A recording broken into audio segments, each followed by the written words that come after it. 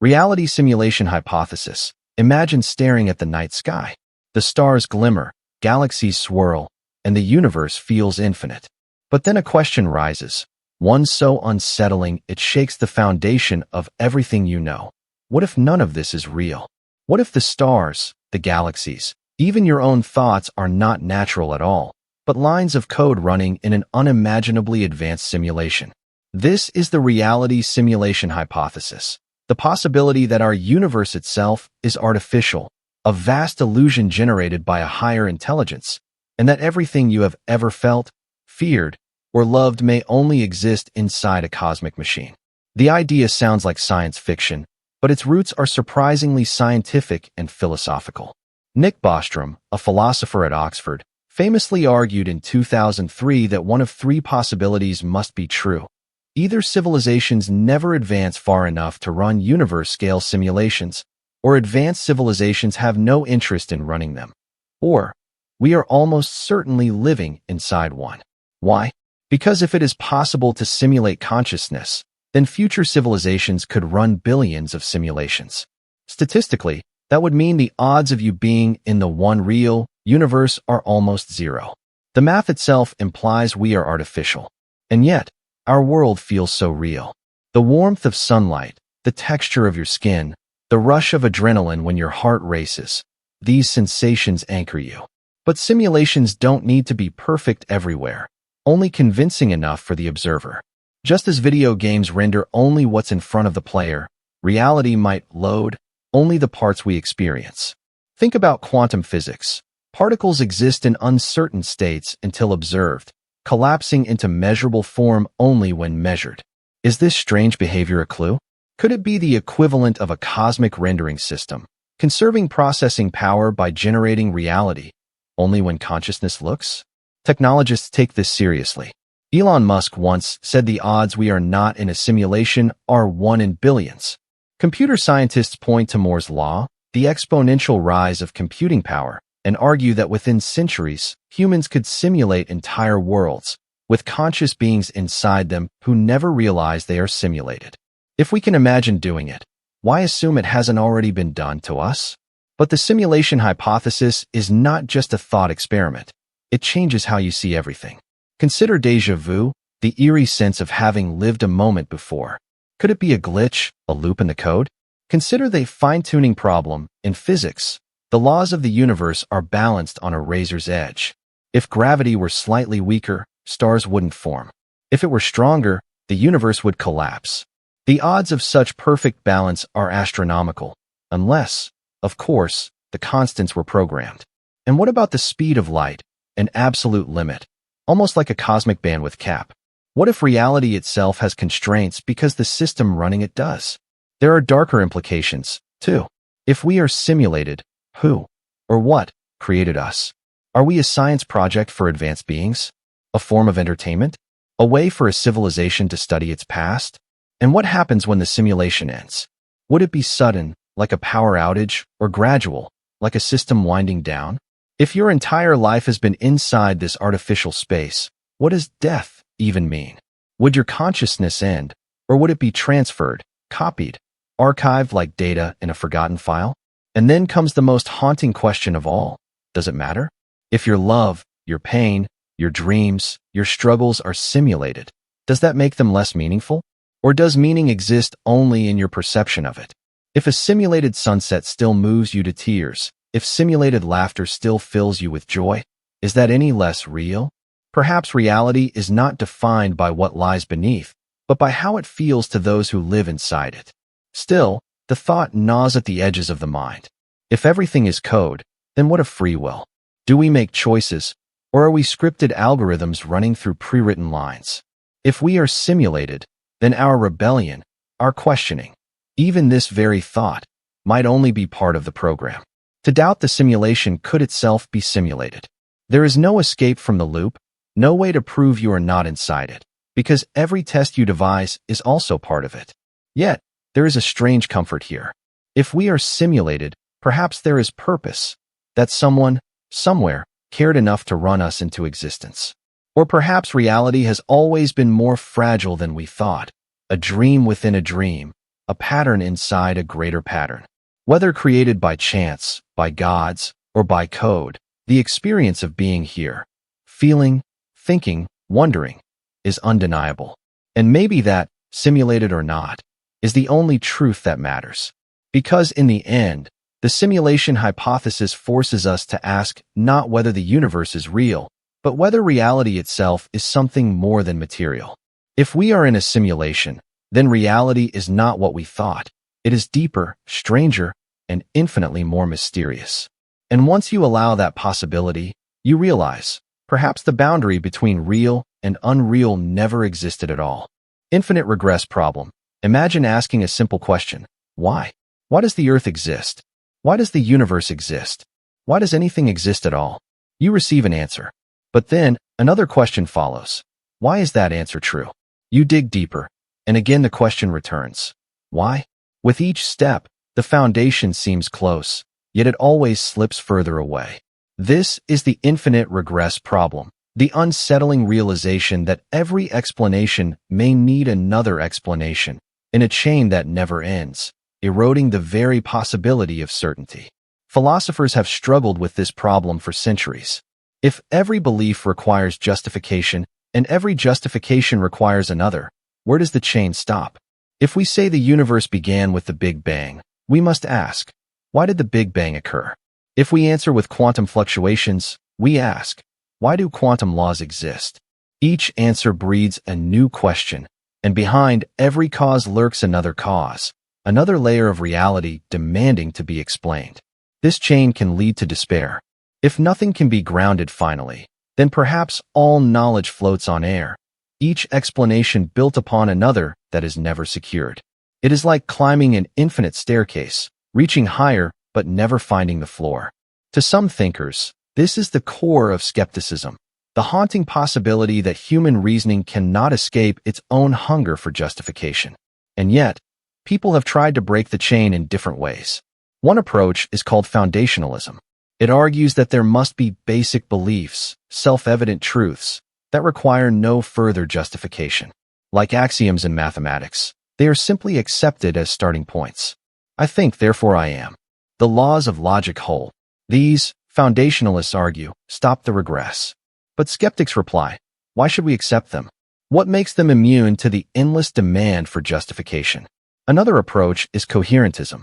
Instead of seeking one ultimate foundation, coherentists claim beliefs justify each other in a web. Explanations loop back, forming a network rather than a chain. In this view, truth is coherence, the way pieces fit together, not the way they rest on a single bottom layer. But critics argue, doesn't this trap us in a circle where nothing is truly grounded, only endlessly supported by other unsteady parts? Then comes infinitism, the bold acceptance that regress is infinite, and that is fine. Knowledge, in this view, does not need a final ground.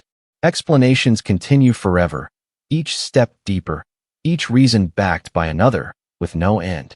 Truth becomes an endless journey rather than a destination. But here too lies unease. Can an infinite ladder with no bottom really hold our weight? The infinite regress problem haunts not only philosophy, but science, religion, and everyday life. Ask a child why enough times, and you glimpse the abyss. Why is the sky blue? Because of light scattering. Why does light scatter? Because of the properties of photons. Why do photons exist?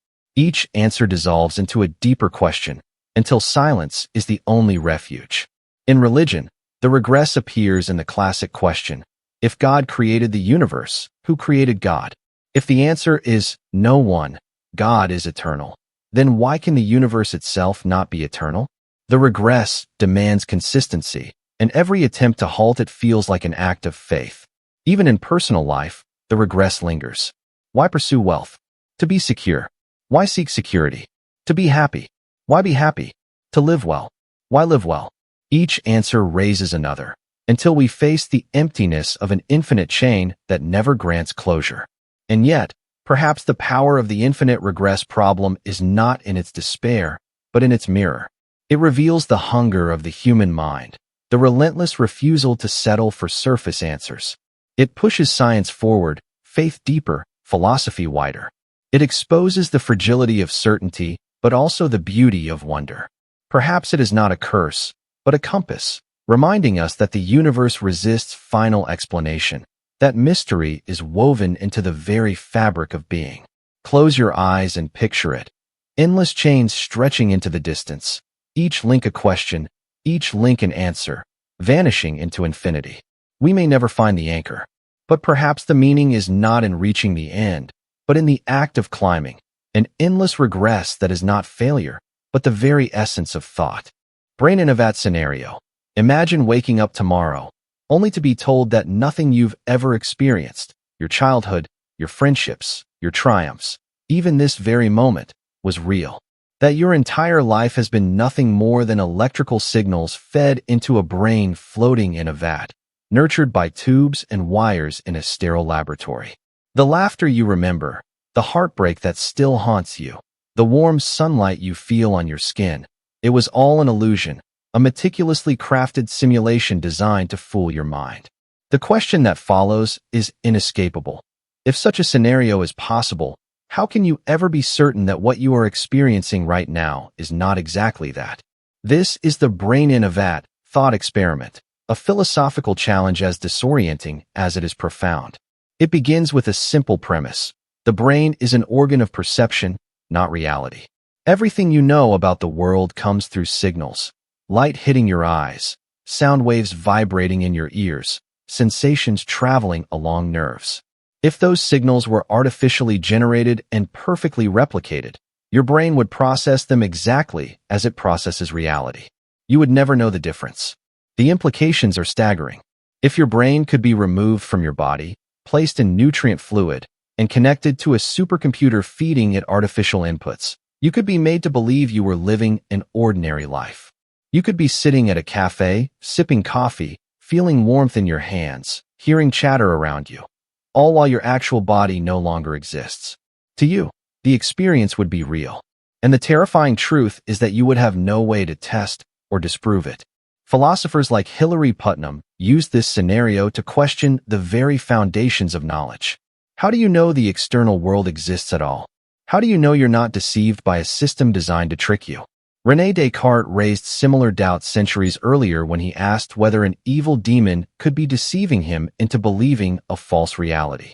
The brain in a vat is simply a modern, scientific version of the same haunting puzzle.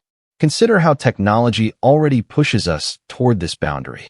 Virtual reality can immerse us in digital worlds so convincing that our brains respond with real fear, real awe, real adrenaline. Neural implants allow paralyzed patients to control robotic limbs with thought alone. Brain-computer interfaces are beginning to blur the line between signal and sensation, between inside and outside. As these technologies advance, the idea of creating artificial experiences indistinguishable from real ones is no longer unthinkable. It is approaching inevitability. But the thought experiment strikes deeper than technology. It asks us, what exactly is real? If all you can ever access are your perceptions, and those perceptions can be manipulated, is reality simply what you experience, regardless of its source? Or is there some truth beyond perception, forever hidden from you if you are trapped in the vat? If you can never step outside your own mind to confirm the world, how much certainty can you truly claim about anything? The brain in a vat forces you into a dizzying paradox. On the one hand, you cannot prove you are not in the vat. On the other, doubting everything seems impractical. Life must be lived as if the world is real, as if others exist, as if actions matter. And yet, that shadow of doubt lingers. What if your struggles, your ambitions, your very sense of self are nothing more than carefully coded illusions? Would that cheapen life? Or would it mean that meaning itself is something we create, whether or not the world is real? Science fiction has returned to this idea again and again. Films like The Matrix build entire narratives on the possibility that humanity is trapped in an artificial simulation. Philosophers argue over whether digital reality would be any less meaningful if it felt just as rich as physical life. Some even suggest that if we are in a vat or a simulation, the only difference is in perspective. To us, the experience is reality.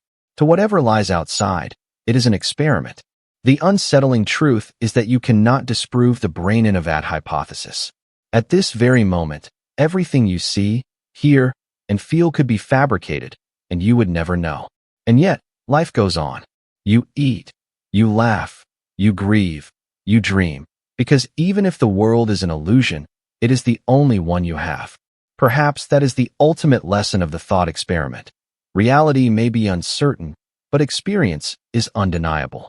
So the next time you feel the ground beneath your feet, the warmth of the sun on your face, or the ache of a memory in your chest, pause for a moment and ask yourself, is this real, or am I just a brain in a vat? The terrifying part is that you'll never know. The liberating part is that it might not matter. Ship of Theseus identity. Imagine standing on the deck of an ancient ship, its wood slowly weathered by salt and storm. One by one, every plank is replaced, every sail renewed, every nail exchanged for new iron. Centuries pass, and not a single original piece remains.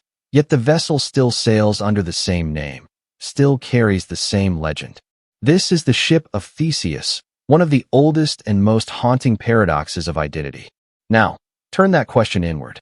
If every cell in your body dies and renews, if your memories shift, your desires evolve, your very personality changes with time, are you still the same, you, who began this journey of life? Or are you, like the ship, only a continuity of form, a story that pretends at permanence while everything within it is in flux? Biology itself whispers unsettling answers. The human body is in constant renewal. Skin cells last weeks. Blood cells survive months. Even bone is slowly replaced, atom by atom. Within 7 to 10 years, nearly every part of your physical self has been swapped for something new. The neurons in your brain may remain, but even they are altered, rewired by experience and memory. So who are you? The person you were 10 years ago is gone in flesh and thought, yet here you stand, claiming to be the same.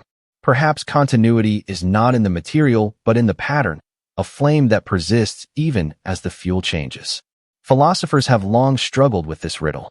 Some argue that identity lies in memory. You are the same person because you recall your past self. Yet memory is fragile, distorted, often false. Others argue that identity lies in consciousness itself, the unbroken stream of awareness that carries you from one moment to the next. But what if that stream is interrupted by coma, by amnesia, by technology that copies the mind? Is the person who wakes the same as the one who slept? Or only a convincing successor? Modern science and technology sharpen the paradox. Organ transplants, prosthetics, and genetic editing already replace parts of us with foreign materials. Future neurotech may back up your mind, upload your consciousness into machines, or copy it into a synthetic body. If your brain is mapped perfectly and reassembled elsewhere, is that still you? Or a duplicate that only believes it is you? If two versions of you awaken, both claiming the same past, which is the authentic self, the ship of Theseus becomes not a distant puzzle, but a looming reality of human progress. Yet perhaps identity has always been an illusion of stability. We are not things, but processes. You are not the same as you were yesterday, nor will you be the same tomorrow. Like a river, you remain you, not because the water is unchanged, but because the flow continues. Identity is not material, but narrative, a story the mind tells itself to bind together fragments into the illusion of one continuous self. Without that story, perhaps the idea of a permanent you would vanish entirely. And yet, the question lingers. Does continuity make us the same, or merely convince us that we are? If your body is replaced, your mind altered, your memories rewritten, are you still you? Or something new, carrying only echoes of what was? The paradox has no final resolution, only reflection. The ship of Theseus sails not only on the sea, but in every heartbeat, every thought, every moment of your existence. You are both the vessel that changes and the voyager who insists you are the same. So ask yourself, when you look in the mirror and see a face lined with years you no longer remember, when you recall dreams of a child who is no longer here, are you that same person, or only the latest chapter in a story written by countless changing hands? The paradox does not diminish you. It reveals the mystery at the core of being human, that identity may not be something you possess, but something you constantly become. Observer effect collapse. Imagine standing in front of a quiet pond at dawn. The surface is perfectly still, a mirror reflecting the sky. The moment you toss in a stone to see how deep it is, ripples scatter across the water, forever changing what was once there. That is the essence of the observer effect, a truth not limited to ponds, but woven into the very fabric of reality. The act of observing changes the thing observed. You can never truly see something as it was before you looked. This idea, born from quantum mechanics but echoed in philosophy and psychology, threatens our deepest assumptions about truth, objectivity, and the nature of reality itself. In the quantum world, the observer effect is not a metaphor but a measurable reality. Experiments with subatomic particles reveal a strange duality. Electrons behave like waves, spreading out across possibilities until they are measured. The instant we look, the wave collapses into a single point, a definite outcome. Observation doesn't just record reality, it alters it. The mere act of measurement determines whether light appears as a wave or a particle, whether a particle exists here or there. It's as if the universe waits for us to look before deciding what form it will take. And once we've looked, the endless possibilities vanish, replaced by a single thread of reality that we call truth. But the implications go beyond physics. If observation shapes reality, then objectivity itself is an illusion. Think of human perception. When you observe a friend, a stranger, a moment in time, you are not seeing it untouched. Your gaze, your attention, your interpretation changes the meaning of what is seen. A child performing on stage acts differently under the eyes of an audience. A person interviewed for a job behaves differently because they are being watched. Even our memories, once recalled, shift under the act of retrieval, altered each time we look back. The observer effect is not just subatomic. It echoes in the fragile architecture of human experience. Now extend this idea outward. Every time humanity turns its instruments on the universe, telescopes, microscopes, detectors, we alter the system we study. Photons bounce off molecules, changing their state. Sensors interfere with what they record. The deeper we look, the more entangled we become in the act of looking. Can we ever claim to see reality as it is, or only as it is after we have touched it with our observation? The collapse of pure objectivity is unsettling, because it forces us to accept that reality is not something out there to be captured, but something co-created by the act of noticing it. This collapse carries profound philosophical weight. If the universe behaves differently when it is observed, does reality exist independently of us, or does it require us to bring it into focus? Some physicists suggest that consciousness itself might play a role in collapsing possibilities into actualities. Others argue that it is not human minds, but physical interaction, any measurement, that causes collapse. Either way, the observer is never absent. There is no pristine world untouched by eyes or instruments, no final truth unsullied by perspective. The psychological dimension deepens the mystery. When you look inward, examining your own thoughts, you change them too. The moment you observe an emotion, it shifts. Try watching your anger, and it dissolves. Try examining joy, and it morphs into reflection. Self-awareness, like quantum measurement, collapses the raw flow of experience into something different, shaped by the act of looking. In this sense, the observer effect is not only cosmic but intimate. Every time you pay attention to your inner life, you alter it. And this brings us to a paradox. If reality is always altered by observation, then there is no way to access what was. The universe is like a stage where the actors freeze until the audience takes its seat. Once the curtain rises, the performance is locked, the possibilities gone. You cannot rewind to see what the stage looked like when no one was watching, because the very absence of observation makes it unknowable. Reality before observation may be infinite, but it is forever beyond reach. This collapse is both terrifying and liberating. Terrifying, because it means certainty is an illusion. Liberating, because it suggests that reality is not fixed, but fluid, participatory. We are not passive spectators in a cosmic theater. We are co-creators, our very act of looking shaping the play. The observer effect reminds us that the line between subject and object, between self and world, between knowledge and mystery, is thinner than we ever imagined. And perhaps, The truest glimpse of reality is not in grasping it as it was, but in recognizing the dance that happens each time we look, and knowing that by observing, we have already changed everything. Free will illusion. Imagine standing at a crossroads. Two paths stretch before you, left or right. You pause, you think, you weigh the options. And then, with a sense of freedom, you choose. But what if that moment of choice was never free at all? What if the decision was already determined by the firing of neurons, by your genetics, by every past experience etched into your mind? This is the haunting possibility of the free will illusion, that what we call choosing is nothing more than reacting, that your sense of agency is a story your brain tells after the fact. Neuroscience has shaken the foundations of this debate. In the 1980s, Benjamin Libet conducted an experiment that stunned the scientific world. Subjects were asked to press a button whenever they felt like it, while their brain activity was measured. Astonishingly, the brain showed readiness signals hundreds of milliseconds before participants reported the conscious decision to move. In other words, your brain decides before you do, and the feeling of choice may be nothing more than an afterthought. Later studies extended this window further. Seconds before the conscious mind decided, patterns of brain activity predicted the choice.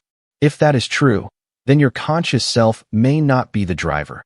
It may be the passenger, narrating the journey after the brain has already taken the wheel. Think about how much of your life unfolds this way. A craving for chocolate surges not because of a rational choice, but because of dopamine circuits shaped by past rewards. Anger erupts not because you decided to feel it, but because neural pathways fire in response to perceived threats. Even love, the deepest human bond, is tied to oxytocin, serotonin, and evolutionary imperatives written into our biology long before you ever spoke the word love. If these forces steer your every action, then how much is truly yours? And yet, the illusion of free will feels real, so real that society itself depends on it. Our laws assume people are responsible for their actions. Our morals assume that we could have done otherwise. Without free will, blame and praise lose their meaning. If a murderer's brain chemistry compelled the act, is he guilty, or just a victim of neurons misfiring? If a hero's courage arises from genetics and upbringing, is he noble, or just lucky? The very idea of justice begins to tremble when free will is questioned. Still, there is nuance here. Some philosophers argue that free will does not require absolute independence from causality. Instead, it means acting in line with who you are, your values, your history, your character. Even if those are shaped by forces beyond your control, they are still you. In this view, choice is not about escaping causality, but about embracing it. To be a conscious agent is to act as the sum of everything you have been. But others see a darker possibility. If free will is an illusion, then every decision, whom you marry, what career you pursue, even whether you believe in free will itself, was inevitable from the start, written into the initial conditions of your brain and environment. The universe, unfolding like clockwork, gave you the exact childhood, the exact experiences, the exact neural wiring to make the choice you are making right now. The sensation of freedom is simply the brain's way of making sense of an already determined process. And yet, perhaps there is something liberating in this. If every choice is caused, then guilt, regret, and shame may soften. You could not have acted differently, not because you are weak, but because you are human. Compassion, then, might replace condemnation. If others' actions are also the product of causes beyond their control, perhaps judgment yields to understanding.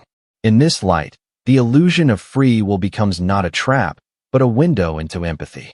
Still, the question lingers in the quiet hours. Are you the author of your life, or just the reader of a script already written? If your decisions are echoes of chemistry and history, then who, or what, is the you that feels free? And if freedom is an illusion, does that make your life less meaningful, or does meaning itself arise precisely because you believe you are free? Because in the end, whether free will exists or not, the experience of choosing, the weight of decisions, the responsibility you feel, the paths you walk, shapes your life in ways no experiment can erase. Perhaps the power is not in proving whether free will is real, but in living as though it matters. After all, even if the universe is a vast machine, You are the part of the machine that dreams it has a choice. And maybe that dream is what makes us human. Omnipotence paradox. Imagine a being with limitless power. No obstacle too great. No force too strong. No law of nature beyond command. An entity that can create worlds, destroy them, shape reality with a thought. Now ask the question that has haunted philosophers for centuries. Could this being create a task so impossible that even it could not complete it? A stone so heavy it cannot lift it? A wall so strong it cannot break it? A puzzle so complex it cannot solve it? This is the omnipotence paradox, an ancient riddle that cracks open the very concept of power itself. At first glance, the paradox seems like wordplay, a trick of language. But hidden in its simplicity is a profound challenge. If an all-powerful being cannot create such a task, then its power has limits. Yet if it can create the task and then cannot complete it, its power also has limits. Either way, omnipotence collapses under the weight of the question. The paradox has roots in theology and philosophy. For centuries, thinkers wrestled with the definition of God as all-powerful. But what does all-powerful truly mean? Does it mean the power to do absolutely anything, even the logically impossible? Or does it mean the power to do all that is possible within reason and logic itself? If it is the former, omnipotence destroys itself. If it is the latter, then omnipotence is not absolute, but bound by the very rules it did not create. Some philosophers argue that true omnipotence does not mean performing contradictions, because contradictions are not things at all. To ask whether an all-powerful being can create a square circle or a stone too heavy for itself to lift is to ask whether nonsense can be made real. And nonsense, they argue, has no place in reality. By this reasoning, omnipotence remains intact, not because it can do contradictions, but because contradictions themselves are meaningless. Others push back. If power is truly infinite, why should logic itself remain beyond it?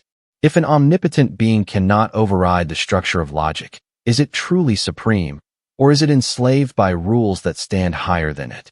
Here the paradox sharpens into something more frightening. Is logic greater than power? Is even God, or any ultimate force, bound to the same chains of coherence that bind us? The paradox stretches beyond theology into human life. It forces us to ask about the limits of strength, authority, and control. Can absolute power ever exist without collapse? History is filled with rulers who sought total control, only to destroy themselves by the very systems they built. Perhaps the paradox is not only divine but human, the recognition that power, when pushed to absolutes, erodes itself. There is also a psychological echo here. Think of our own lives. We crave freedom without limits, but absolute freedom collapses into contradiction. If you could do everything, then the very concept of choice dissolves, because choosing one action always means not choosing another. Perfect freedom eats itself. Perfect power destroys itself. The paradox, in this sense, is not about gods at all. It is about the boundaries of reality itself. And yet, perhaps there is another way to see it. What if the paradox is not a flaw in the concept of omnipotence, but a mirror of human limitation? Our minds are bound by logic, by language, by the structures we inherited. We cannot conceive of a being that transcends these boundaries without dragging it back into our own categories. Maybe omnipotence is not about lifting stones or defying logic, but about a kind of power we cannot even imagine, one that does not fit into the cages of words. Still, the paradox lingers, unsettling and unresolved. If omnipotence means the ability to do all that is possible, then it is less than we first imagined.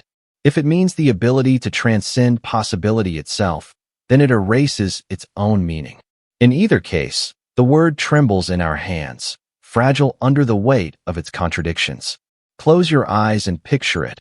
A being beyond comprehension asked a simple question. Could you create a stone too heavy for even you to lift? The being smiles, or perhaps it does not need to smile at all. For maybe the answer is not yes, not no, but silence. A silence that reminds us that our questions reveal not the limits of power, but the limits of thought. Temporal causality loop. Imagine a clock striking midnight. A man steps into a machine, pulls a lever, and vanishes. Moments later, in another century, he emerges, And in his actions, he triggers the very chain of events that led him to build the machine in the first place. This is the puzzle of the temporal causality loop. When an event causes itself through time travel, where does the story actually begin? The paradox is intoxicating because it gnaws at the very fabric of cause and effect, leaving us trapped in a circle where origin dissolves into illusion. A causality loop, sometimes called a bootstrap paradox, arises when a future action becomes the cause of a past event, which in turn ensures the future action. Imagine a time traveler who hands Beethoven his own sheet music. Beethoven copies it, history records him as the composer, and centuries later, the time traveler brings the same music back. Where did the composition truly come from? Beethoven never wrote it originally, and the traveler only delivered it. The music exists, but without an origin. It has no first spark, no true author, only a loop of inevitability. This thought experiment destabilizes our most basic intuition that causes precede effects. In everyday life, a seed grows into a tree, the tree bears fruit, the fruit falls, and the cycle continues. But in a causality loop, the fruit gives rise to the seed, and the seed gives rise to the fruit, with no first moment to anchor the chain. If you try to point to the beginning, you find only the circle itself, spinning endlessly. Science fiction has played with this paradox for decades. In stories like Predestination or Doctor Who, characters discover that their attempts to change the past are the very actions that ensure it happens exactly as they remembered. A man might try to prevent a tragic event, only to realize that his intervention caused it. A child might grow up inspired by a mysterious book, only to one day travel back and deliver that same book to their younger self. These loops are not just plot twists. They are existential riddles, raising the question of whether free will exists at all in a universe where time can fold back upon itself. Even in physics, the idea is not entirely dismissed. Solutions to Einstein's equations of general relativity suggest the possibility of closed time-like curves, paths through space-time that loop back into their own past. In theory, such loops could allow information, particles, or even people to return to earlier points in history. But the logical puzzles they create are immense. If a scientist from the future hands you the design for a time machine, and you build it, and then one day pass the same plans backward in time, who actually invented the machine? Was there ever an original act of creation, or was it always floating in a timeless loop, ownerless, originless? The philosophical implications are even more unsettling. Our sense of meaning relies on beginnings. We want to know where things come from, why a war starts, how a song is written, what sparks a love story. But a causality loop denies us that comfort. It forces us to confront the possibility that some events simply are not born, not ending, just existing as self-contained cycles. Can something exist without an origin? And if so, what does that say about the universe itself? Could the cosmos be one vast causality loop, endlessly birthing itself without an external cause? In one sense, causality loops shatter free will. If your actions in the past are already tied to the future you came from, then everything is predetermined. The loop closes over you, leaving no escape. But in another sense, causality loops might be the purest form of freedom, because within them, nothing needs explanation, things simply exist. The paradox is that both determinism and liberation collide in the same circle, leaving us dizzy and uncertain. The next time you think about cause and effect, this leads to that, and that leads to this. Consider the haunting possibility that not everything begins somewhere. Some events may circle back on themselves, infinite and unbroken. And if you were to step into a time machine tomorrow and discover that your actions sparked your own journey, the question would echo forever. If the loop has no beginning, where, truly, does the story start? Boltzmann brain theory. Imagine this. You open your eyes, look around, and everything feels real. The room, the air, your memories, even this very moment. But what if none of it truly exists? What if you, your mind, your memories, your entire sense of self, are nothing more than a random fluctuation in an endless sea of chaos? This is the chilling suggestion of the Boltzmann brain theory. According to it, you might not be living in a vast, ordered universe at all. Instead, you might just be a lone consciousness, accidentally assembled from randomness, floating in the void, with everything you know, your past, your world, even your loved ones. Nothing more than illusions stitched together by chance. The idea began with Ludwig Boltzmann, a physicist of the 19th century, who tried to explain why the universe looks so ordered despite the laws of entropy. Entropy says systems move toward disorder. Yet here we are, in a universe of stars, galaxies, and life. Boltzmann suggested that maybe the order we see is just a rare fluctuation in an otherwise chaotic cosmos. But take that idea further. If random fluctuations can create order, then the simplest kind of order, like a single brain, complete with false memories, would be far more likely than the entire universe we observe. In other words, it is statistically easier for a Boltzmann brain to pop into existence than for an entire cosmos with billions of galaxies to exist. This is where the nightmare begins. If the math favors Boltzmann brains over real universes, then the odds suggest that you, right now, are not a human in a real world, but a self-contained hallucination. Your memories of childhood? Fabricated. Your sense of time? An illusion. Even the people you think you love may never have existed. They are patterns inside your brain, convincing you of a life that was never lived. If that's true, then the real universe doesn't exist beyond your thoughts. The world outside your mind is nothing more than a dream that dissolves the moment you stop imagining it. It's a paradox of terrifying beauty. Science builds its strength on probability and evidence, yet Boltzmann brains flip that logic against us. If probability rules the cosmos, then disembodied brains with false memories should outnumber real, conscious beings in real universes. Which raises the ultimate unsettling question. If the odds suggest you are a Boltzmann brain, how would you ever know the difference?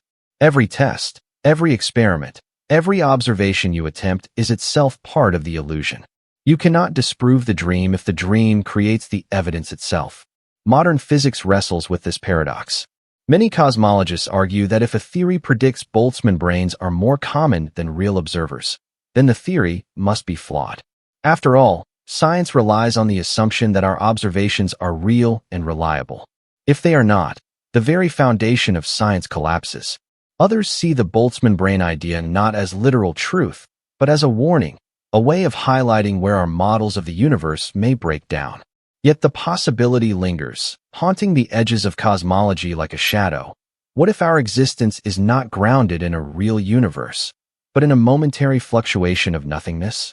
The implications cut to the heart of identity.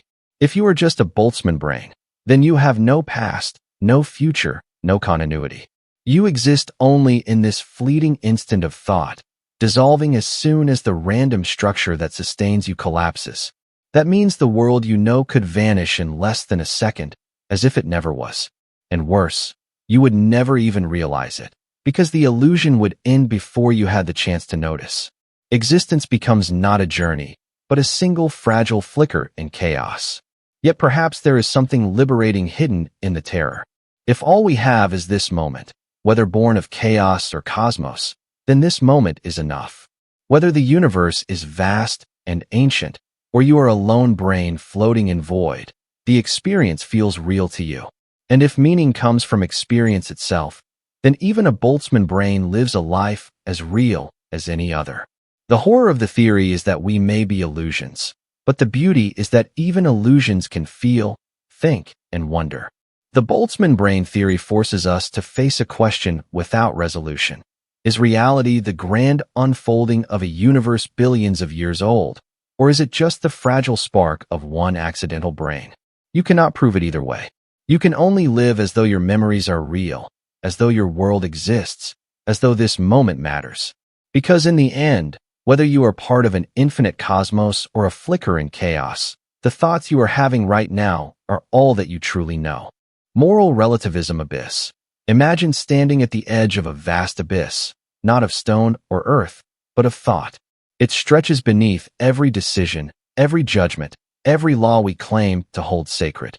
This is the abyss of moral relativism, the idea that right and wrong are not carved into the fabric of the universe, but shift depending on culture, circumstance, and perspective. It is a concept that unsettles the human spirit, because it calls into question whether there can ever be such a thing as absolute good or absolute evil.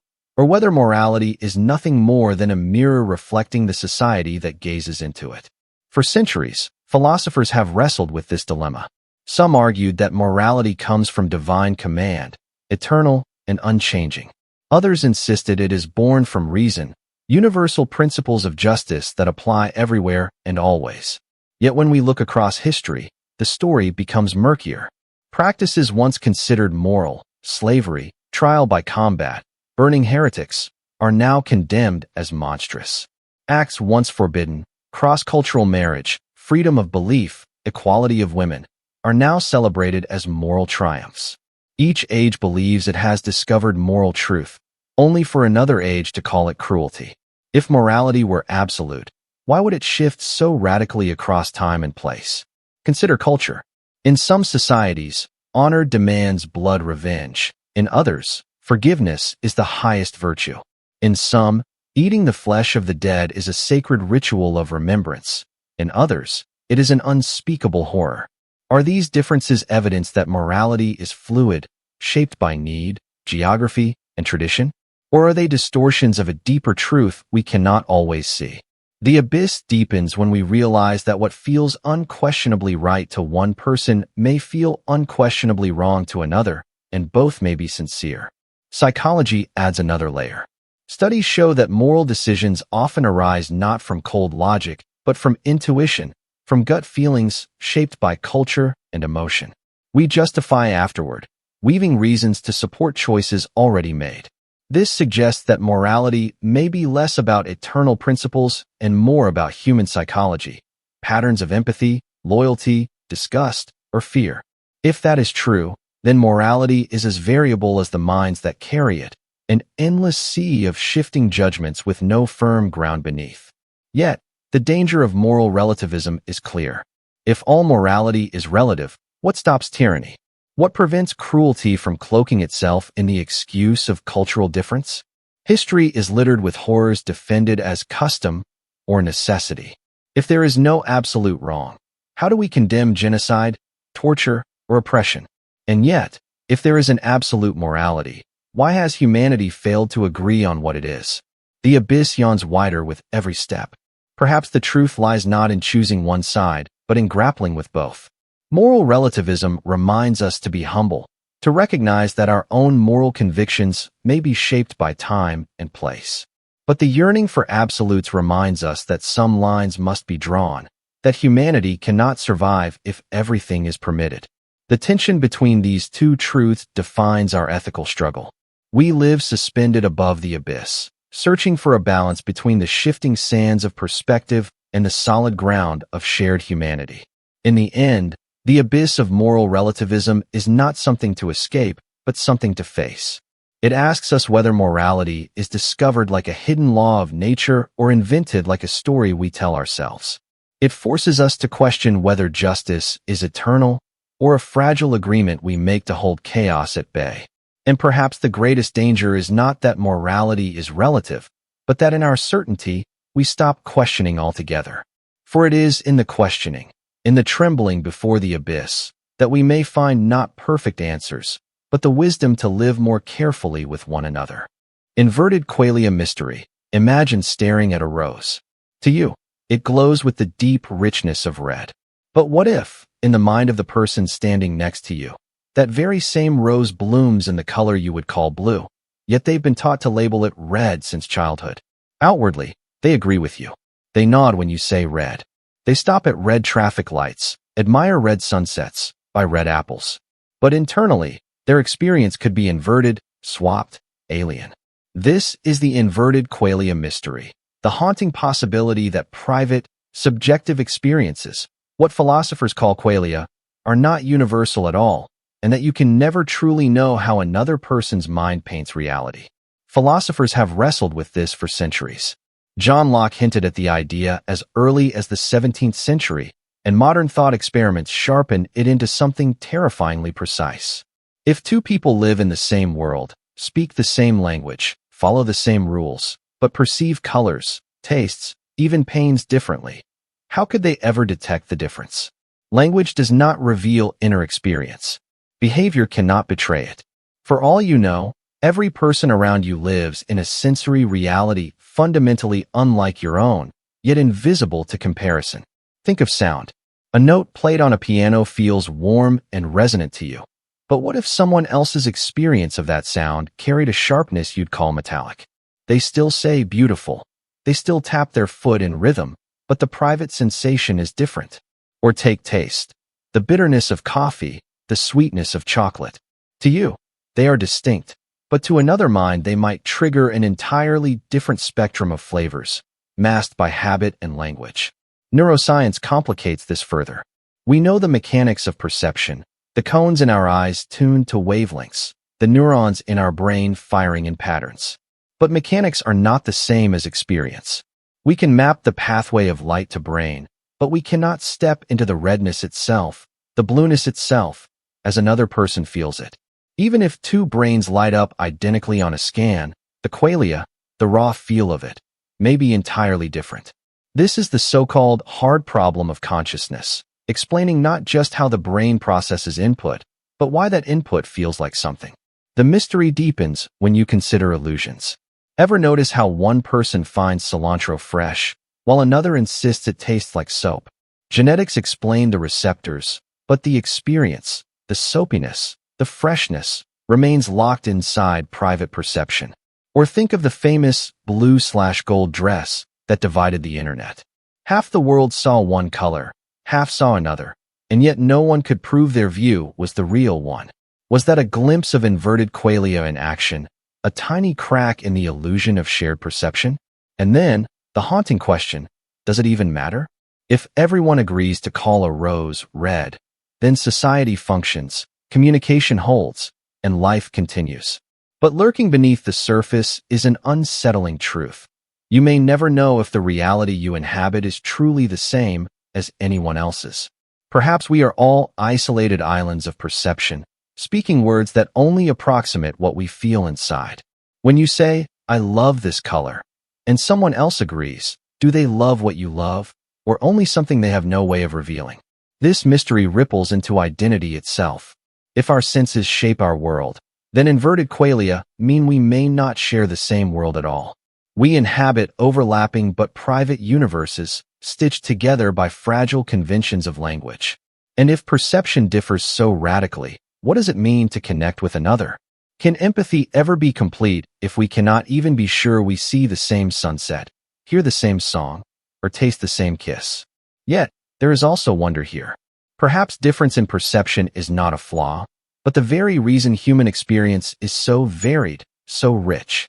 Artists paint worlds we could not imagine. Musicians write notes that stir us in ways we cannot explain. Maybe because their qualia are truly different. What we call creativity might be the translation of private sensations into shared symbols, each person's inverted or unique qualia spilling into art that bridges the gap. Still, the riddle endures. If someone's red looks like you're blue, how could you ever know? You couldn't. And maybe that is the point. The inverted qualia mystery reveals a deep truth. Reality is not one thing, but many, refracted through minds that can never truly merge.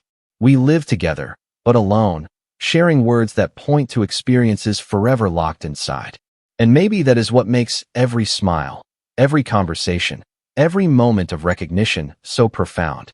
Because despite the gulf between our private worlds, we still find ways to connect, to agree on red, to love the same sunsets, to feel united in a reality that might not be the same at all. Solipsism singularity. Imagine waking up tomorrow and realizing that everything around you, your family, your friends, the streets you walk, the sky itself, might not exist at all. That every voice you hear, every face you see, every story you've ever been told is not proof of an external world, but only projections dancing within your own consciousness. This is the unsettling heart of solipsism, the idea that the only thing you can truly prove is the existence of your own mind. Push this thought far enough, and you arrive at a terrifying horizon, the solipsism singularity, a place where reality collapses into a question. If only your consciousness is certain, is anything else real? Philosophers have wrestled with this idea for centuries. Descartes famously declared, "I think, therefore I am." He meant that even if everything else is doubted, the act of doubting proves the doubter exists. But notice what this leaves out. It does not prove that the world exists. It does not prove that other people think, feel, or live beyond your perception. All it proves is you. Everything else, every conversation, every star in the sky, could be nothing more than a vast hallucination sustained by your mind. The solipsism singularity sharpens this into an unbearable edge. What if the universe itself is not external at all, but an elaborate projection generated by your consciousness? Every law of physics, every memory of history, every object you touch, illusions unfolding in a theater where you are the only audience, the only actor, and the only playwright. When you walk into a room, perhaps the room blinks into existence only because you expect it. When you speak to another person, perhaps their words emerge only as echoes of your own hidden thoughts. In this singularity, you are not just at the center of the universe, you are the universe. Science, too, offers strange support. Neuroscience tells us that all experience is mediated by the brain. You do not see light. You process electrical signals in the visual cortex.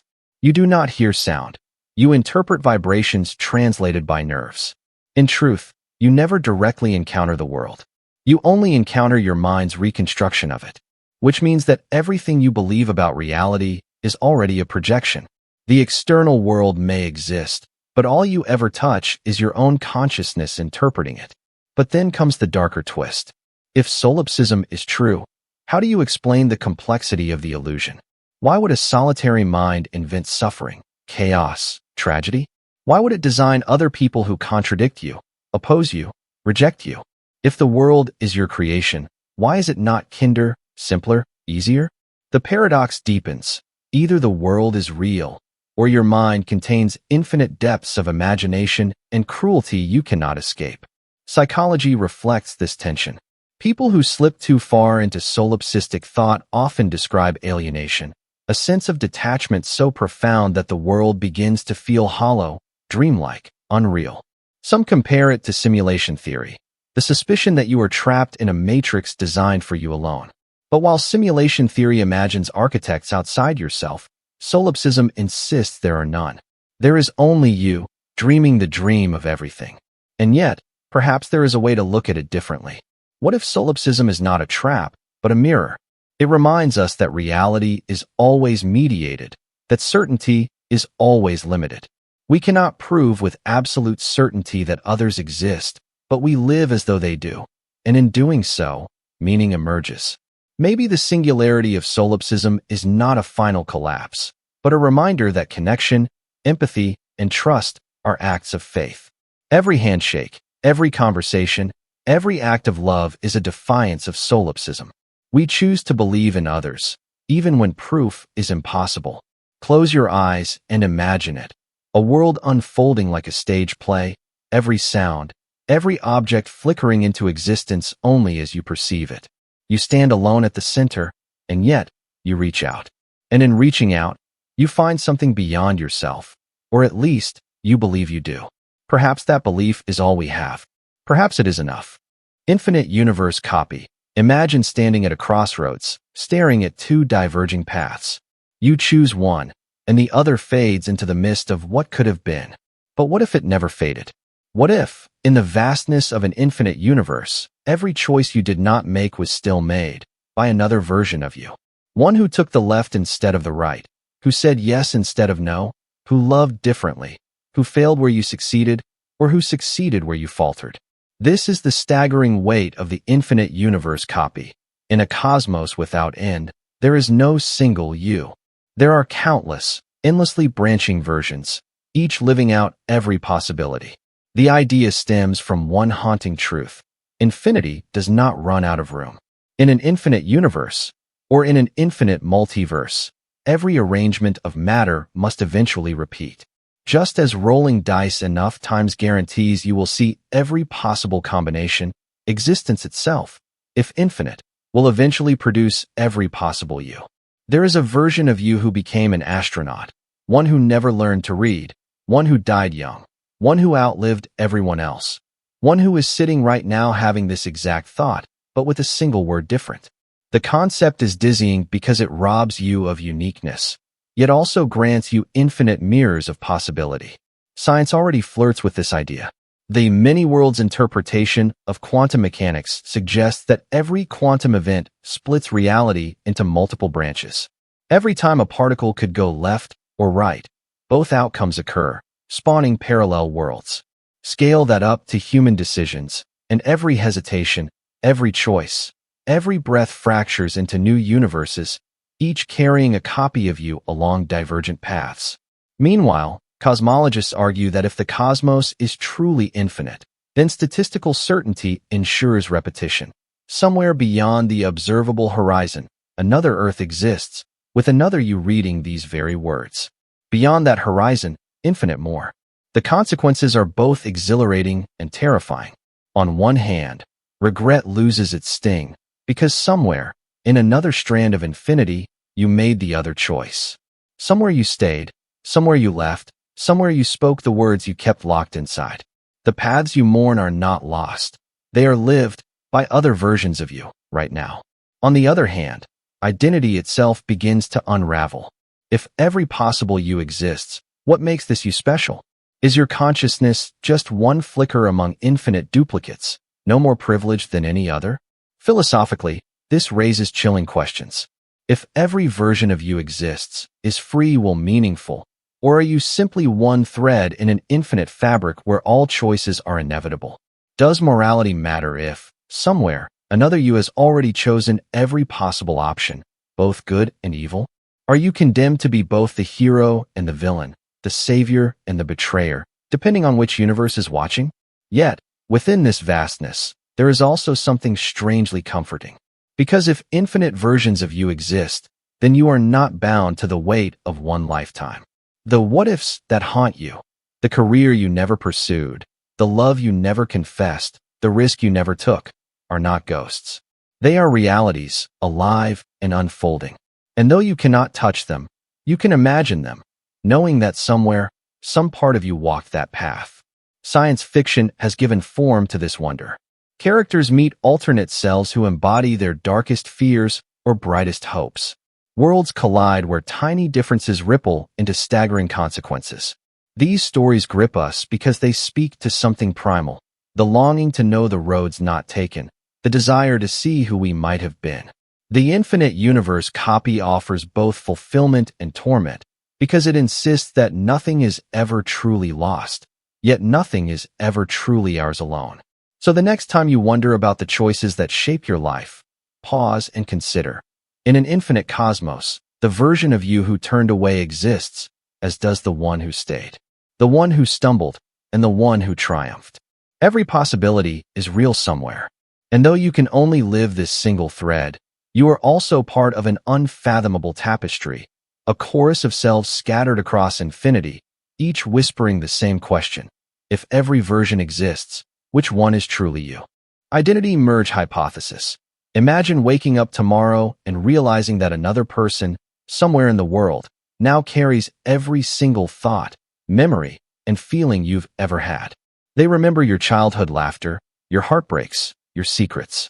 They know the taste of your favorite meal, the sound of your mother's voice, the dreams you never spoke aloud. In their mind, they are you, completely. And yet, you still exist. Two bodies, two sets of eyes, but one shared mind. This is the haunting puzzle of the identity merge hypothesis. If two minds share the same thoughts and memories, are they truly separate individuals, or are they simply one person duplicated across different vessels? Philosophy has toyed with this question for centuries. John Locke argued that personal identity is rooted in memory, that you are the same person because you remember being that person. If that's true, then two minds holding the exact same memories should be the same individual. But intuition resists this. You can look into another's eyes and know they are not you. They may feel everything you felt, know everything you know, but they are not inside your body, not behind your eyes. Does that difference in perspective mean they are still distinct? Or does the illusion of separateness break down when the content of mind is identical? Modern neuroscience makes the thought experiment eerily plausible. As brain-computer interfaces advance, the possibility of copying, transferring, or merging memories edges closer to reality. If two people uploaded their consciousness into a shared system and swapped memories perfectly, would they fuse into a single identity or remain two awarenesses inhabiting mirrored minds? What happens if technology one day allows mind cloning, an exact duplicate of your thoughts stored in another brain or machine? If your twin wakes up knowing everything you do, believing they are you now two people, or just one self stretched across multiple bodies? The paradox deepens when we consider divergence. Suppose two minds begin identical, but then experience life separately. One laughs at a joke, the other cries at a loss. With every passing moment, the shared identity fractures into difference. At what point do they become distinct again? Was there ever truly one person, or just two synchronized selves drifting apart? The identity merge hypothesis forces us to ask whether identity is defined by the past we carry or by the unbroken present of consciousness itself. There is also the unsettling possibility of overlap without separation. Imagine a future where couples merge their minds, sharing thoughts and emotions directly, blending into a composite self.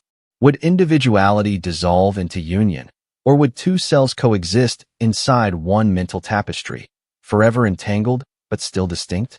The idea blurs not only the boundaries of me and you, but of love, privacy, and autonomy. To merge is to risk losing the solitude of self, but also to discover what it truly means to be understood completely. Ethically, the stakes are immense. If two beings claim to be the same person, who has the rights, the property, the relationships of that identity? If one dies, has the person truly died, or does their existence continue in the other? What if both demand to be recognized as the real you? The law, society, even language struggles to hold such a possibility. Words like individual and person collapse under the weight of a mind that can be mirrored, split, or joined. Perhaps the answer is that identity is not a thing, but a process. Two minds may share every memory, every thought, every pattern, but the very act of existing in separate streams of consciousness makes them two. Identity is not what we know, but what it feels like to be the one knowing. And no matter how perfect the copy, the vantage point of experience remains unique. You and your duplicate may both claim the same life, but each inhabits their own now. And yet, the identity merge hypothesis refuses to be so neatly resolved. It lingers with a haunting question. If all the content of mind is the same, if every detail of your life is perfectly mirrored, then perhaps individuality itself is an illusion. Perhaps what we call separate selves are just different windows onto the same story, and the self you cling to is not as singular as you believe. So ask yourself, if someone else awoke tomorrow with your every memory, your every thought, and your every feeling, would they be you, or would they be a stranger wearing your soul?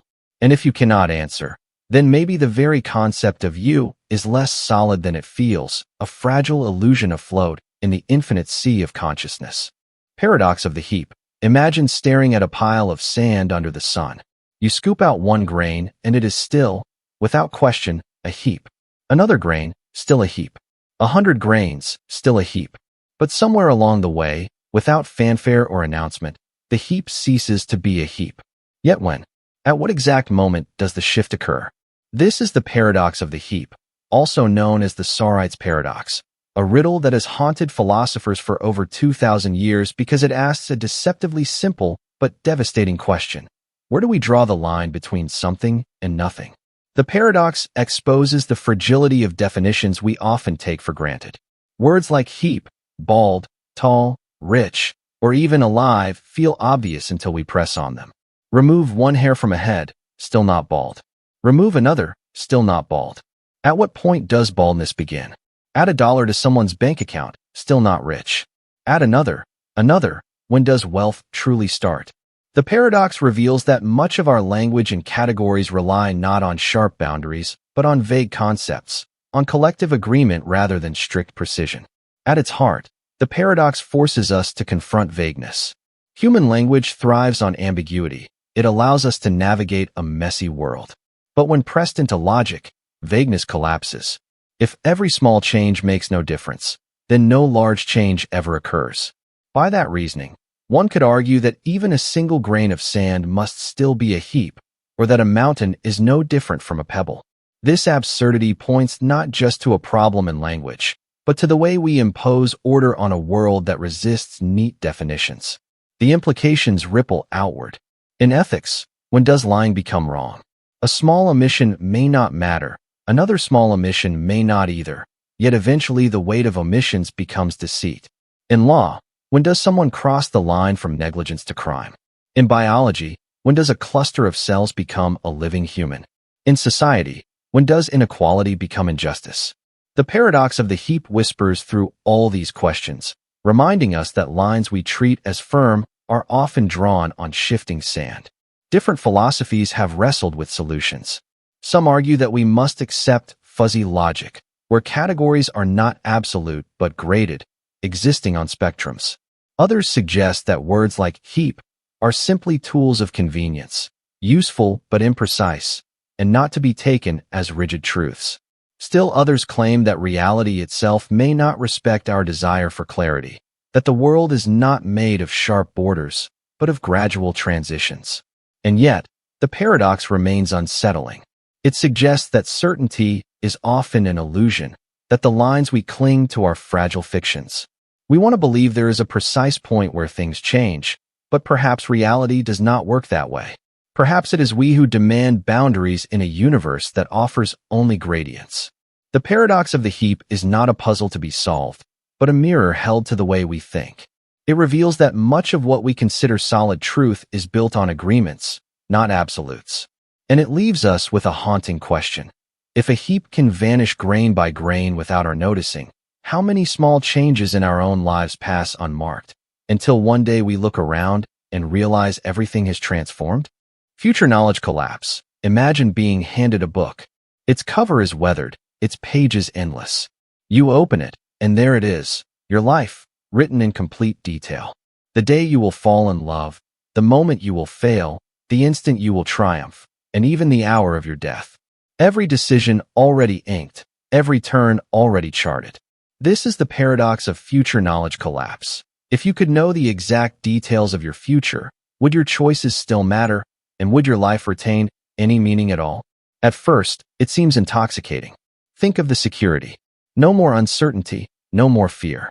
You'd know whether your risks succeed, whether your relationships endure, whether your dreams are worth pursuing.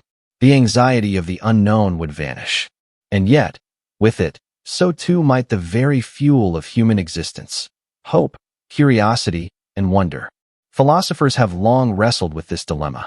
Determinism suggests the future is already fixed, shaped by the chain of causes stretching back to the beginning of the universe. If that's true, then the details of your life are not waiting to be written. They are already written. The laws of physics march forward, and every atom in your body follows the script. Free will, in this view, is just an illusion. But the twist of knowing the future adds another layer. If you see your future and try to resist it, does your resistance itself become the very action that fulfills it? The oracle in Greek myth warned Oedipus he would kill his father and marry his mother. His desperate attempts to avoid fate only ensured it. Knowledge collapses freedom, folding every struggle back into inevitability. Even modern thought experiments grapple with this. Imagine a perfect predictive AI trained on every detail of your psychology, every past choice, every hidden impulse. It tells you exactly what you will do tomorrow. You try to rebel, to defy it, to prove it wrong, but the act of rebellion is already in the prediction. Your defiance is not freedom, but part of the plan. The moment the future is revealed, it locks into place, like observing a quantum particle that collapses its wave of possibilities into a single state. The very act of knowing collapses the vast unknown into one inescapable reality. And here lies the emotional devastation. Without uncertainty, can there be meaning? Think of the thrill of love, uncertain, trembling, the not knowing of whether the other person feels the same. If you already knew, would the magic survive? Think of ambition, the striving, the sacrifice, the gamble. If success or failure is guaranteed in advance, why strive at all? Life is animated not by the certainty of outcomes, but by the dance of possibility. To strip that away is to strip away the texture of existence itself. But there is another, subtler danger. If your future is revealed, does your past change as well? Suddenly, every memory, Every decision becomes not free, but steps in a predetermined choreography. You were never choosing. You were always walking the path laid before you. The illusion shatters, and with it, the sense of self as an autonomous agent. You become a spectator in your own life, watching events unfold, powerless to alter them. And yet, some argue there is a strange kind of liberation in this. If everything is predetermined, then guilt, regret, and shame lose their sting. You could not have done otherwise. Your mistakes were inevitable, as were your triumphs. In this light, life is less about control and more about witnessing. The meaning shifts, not in rewriting the script, but in experiencing it fully, in savoring each moment as part of a story grander than your own will. Still, the haunting question remains. Would you want to read the book of your life? To know who you marry, how long you live, how the final chapter ends? Or would you slam it shut, terrified of a life without mystery? Because perhaps it is not knowledge, but ignorance, that makes life precious. The uncertainty of tomorrow gives weight to today. The fact that we do not know gives us reason to hope, to strive, to believe. So perhaps the true collapse is not in the future itself, but in the act of revealing it. The moment you know, meaning drains away. The future becomes a cage, not a horizon. Which is why we cling to the unknown, why we whisper about fate, but rarely demand certainty. Because deep down, we understand. It is not the answers that give life value. It is the questions, the suspense, the endless unfolding of what has not yet been written. And maybe that is the paradox. To live fully, we must never know fully. The future must remain hidden, because its uncertainty is the very thing that makes the present worth living. Truth without proof. Imagine a truth so deep, so absolute, that it defines reality itself, yet you can never prove it. Not through logic, not through science, not through experience. It remains hidden, beyond evidence, beyond demonstration, beyond reach. This is the riddle of truth without proof. If something is true but can never be proven, does it matter that it's true? Philosophy has always wrestled with this tension. For centuries, thinkers sought certainty. Euclid's geometry, Aristotle's logic, Descartes' cogito. But again and again, limits emerge. Gödel's incompleteness theorems shattered the dream of mathematics as a perfectly self-contained system. They revealed that in any sufficiently powerful framework, there will always be statements that are true, but which cannot be proven within that system. Truths exist beyond the reach of proof, forever locked outside the gates of demonstration. This is not just abstract logic, it is existential. Imagine the deepest questions we ask. Does the universe have a purpose? Is there a God? Do we have free will? Perhaps some of these questions have answers, but no proof is possible. If the truth is unknowable, does it still shape us? If there is a God but no way to prove it, does that truth have meaning? If free will is an illusion, but no test can reveal it, does that change how we live?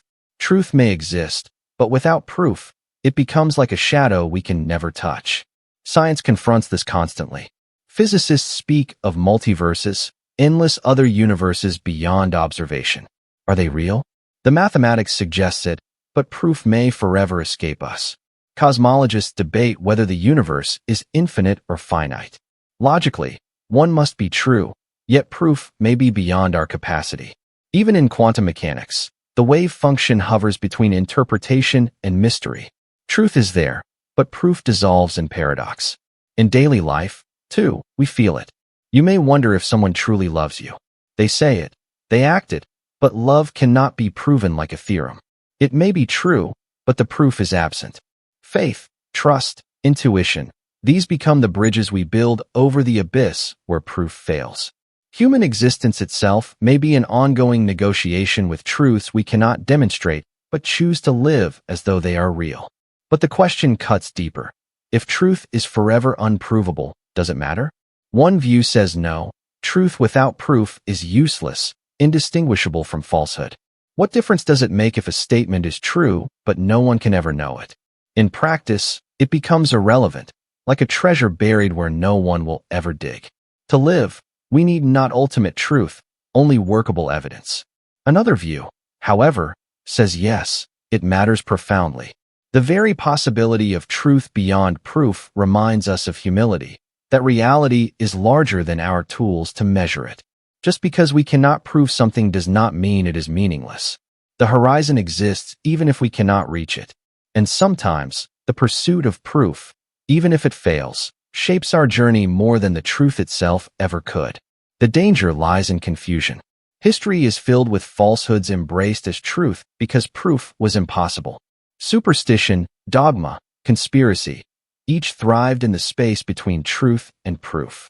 To live wisely, we must hold the paradox. Some truths may exist beyond proof, but not everything unprovable is true. The abyss invites both wonder and delusion, and it takes discernment to walk its edge. Close your eyes and imagine it, a world layered with truths, some visible, some hidden forever. You walk among them, grasping a few, glimpsing others, suspecting many more. Perhaps the meaning of life itself is one of these truths, real but unreachable. Perhaps the universe is built on foundations we will never touch. Does that diminish them? Or does it make existence more mysterious, more infinite, more worth exploring? In the end, maybe the point is not to collapse truth into proof, but to recognize their difference. Proof is the light of the campfire. Truth is the forest beyond, stretching into darkness. We live by the fire, but we are haunted and inspired by the forest. And maybe that haunting is enough. Non-Euclidean logic. Imagine waking one morning to find that the very foundation of thought itself had shifted. Not the facts of your life, not the memories you carry, but the invisible framework of reason that makes sense of them. The rules you rely on. If A equals B and B equals C, then A must equal C, suddenly no longer apply. The comforting certainty of true and false, yes and no, collapses into something alien. This is the riddle of non-Euclidean logic. What if the laws of logic we cling to so tightly only work here, within the narrow boundaries of human perception, but do not govern the deeper reality beyond? We take logic for granted the way fish take water for granted. The principle of non-contradiction, something cannot be both true and false at the same time, feels unshakable. But so once did the idea that space was flat, that parallel lines never meet. Then geometry broke free from Euclid's ancient rules. Mathematicians discovered curved spaces where parallel lines bend, intersect, or diverge forever. Suddenly, what was once considered impossible became simply another kind of truth. If geometry could evolve beyond Euclid, could logic itself evolve beyond Aristotle? Philosophers and mathematicians have already glimpsed these alien frontiers. In paraconsistent logics, contradictions do not explode into nonsense, but can coexist without collapsing the system. In quantum logic, particles defy classical reasoning, being in multiple states at once, violating the neat categories of true and false. In some non-classical frameworks, an event can both happen and not happen, depending on how you look. These are not just abstract games.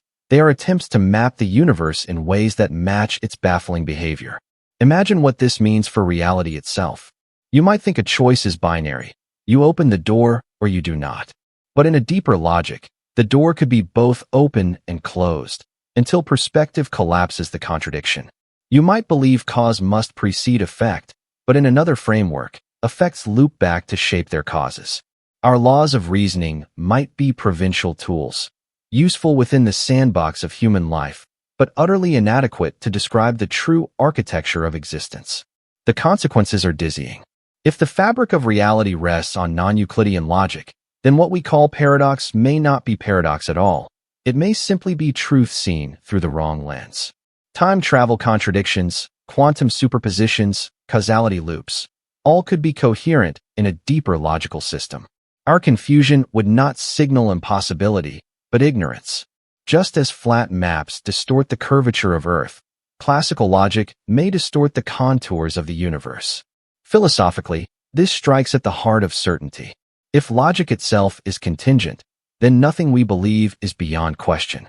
Proofs collapse, truths fracture, certainty dissolves. What we call rational may be no more than a local dialect of thought, useful but not ultimate. And if another layer of logic underpins reality, then our minds may be forever barred from grasping it fully, like two-dimensional beings trying to comprehend a sphere. Yet there is a strange liberation here. If logic can bend, then reality can hold more than we can imagine. The contradictions that trouble us, life and death, self and other, beginning and end, may not be contradictions at all in the deeper fabric. Perhaps what feels like impossibility is simply an invitation to expand the very structure of thought. Perhaps meaning itself lies not in erasing paradox, but in learning to dwell inside it. So the next time you take comfort in the solidity of reason, pause and ask, what if reason itself is just a shadow on the wall, a local rule in a greater game? What if the universe runs on a logic where contradictions breathe, paradoxes live, and impossibilities are not impossibilities at all?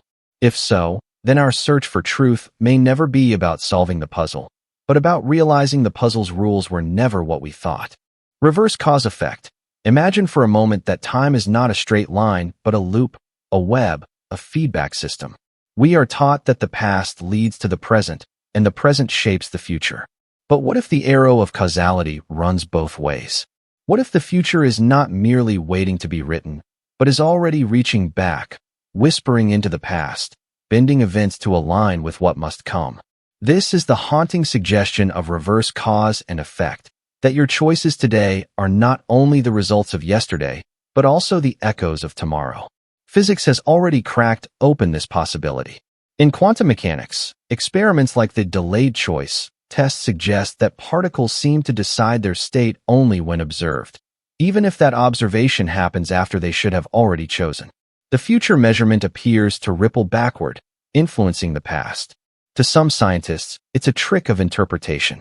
To others, it hints at a deeper truth. Time is not a one-way street. If the future can shape the present at the quantum level, what does that mean for us, for consciousness, for history itself? Think of déjà vu, that eerie flash of recognition, as though you've seen this moment before. Could it be a glitch of memory, or a trace of the future bleeding into the present, a premonition already woven into your perception? Consider intuition, the sudden certainty that a choice is right or wrong, without evidence. Could that certainty be the mind catching faint signals from the timeline ahead? Entire cultures have long embraced the idea of fate, destiny, prophecy. Perhaps these myths are not superstition, but primitive ways of grasping a truth modern science is only beginning to touch, that the future and past are entwined in ways we cannot yet comprehend. If reverse causality is real, then history itself is a negotiation between what has been and what will be. The collapse of an empire, the invention of a technology, the meeting of two lovers. Maybe these moments happen not only because of what came before, but because of what needed to exist in the future. Perhaps the birth of electricity was not simply the culmination of centuries of discovery, but also the demand of a future world that required light bulbs, computers, satellites, and space travel to exist. In this way, we are both the authors of tomorrow and the creations of it. But such a vision is unsettling. If the future shapes the past, do we still have free will? Are we making decisions? Or are we carrying out the inevitable steps of a timeline that has already been set? Imagine your greatest triumphs, your deepest regrets. What if they were not purely yours, but necessary events dictated by a destiny, pulling you forward? The terror is not just in losing freedom, but in losing meaning. If the future already exists, then our struggles and sacrifices may be illusions of choice, predetermined motions in a cosmic script. And yet, there is another way to see it. If the future influences the past, then maybe our lives are not locked, but deeply interconnected. Your best self in the future could be guiding you, subtly shaping your path, nudging you toward the right encounters, the right ideas, the right chances. Perhaps what feels like coincidence is the influence of a future that knows what you need. Perhaps what feels like failure is simply the necessary shaping of the story so that something greater can arrive. The past molds us, yes, but the future may be sculpting us, too, like an artist carving from both ends toward a hidden masterpiece. Science, philosophy, and spirituality all collide here. Time travel stories play with the paradox endlessly. Can you change the past? Can you create the future? But the identity of reverse causality is more subtle, not dramatic changes, but quiet threads. It does not mean the past can be rewritten wildly, but that past and future are entangled, inseparable, feeding one another. What we call cause and effect may simply be human labels for a dance that exists outside of our perception, where time is not linear but holistic, all moments existing at once, influencing each other in silence. So ask yourself, when you feel the tug of intuition, when you sense meaning in coincidence, when you feel as though life itself is pushing you towards something you cannot yet see, what if it is not imagination, but evidence that tomorrow is already reaching back into today? And if that is true, then every step you take is not only an echo of your past, but a footprint left by your future self, guiding you toward the destiny you are already becoming. Observer-dependent time. Imagine two people watching the same sunset, one standing on a mountaintop, the other racing past on a speeding train. To the one standing still, the moment feels serene, the sun dipping beneath the horizon at a measured pace. To the one in motion, the very rhythm of that descent shifts, stretched or compressed by the strange physics of motion and perspective. This is the riddle of observer-dependent time.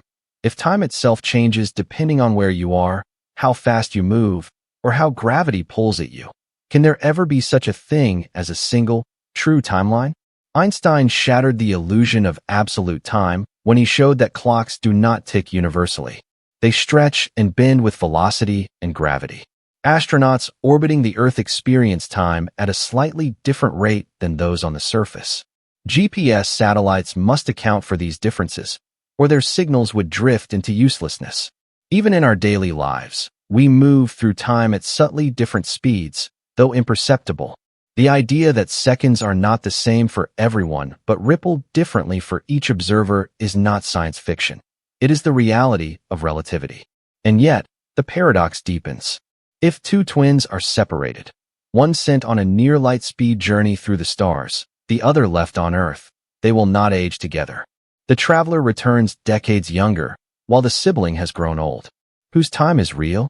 Both are correct, within their own frames of reference. There is no master clock of the universe, no omniscient timeline against which all moments can be measured. Time, the thing we treat as most constant, reveals itself as slippery, fractured, personal. But this relativity of time is not confined to physics alone. Psychology reminds us that time is also shaped by consciousness. A moment of pain stretches into eternity. A moment of joy disappears in a blink. Cultures measure time differently, some by the rhythm of seasons, others by the pulse of commerce. Memory itself edits time, skipping, condensing, elongating, so that the past we recall is never the past as it unfolded. The subjective nature of time runs as deep in our minds as it does in the fabric of space.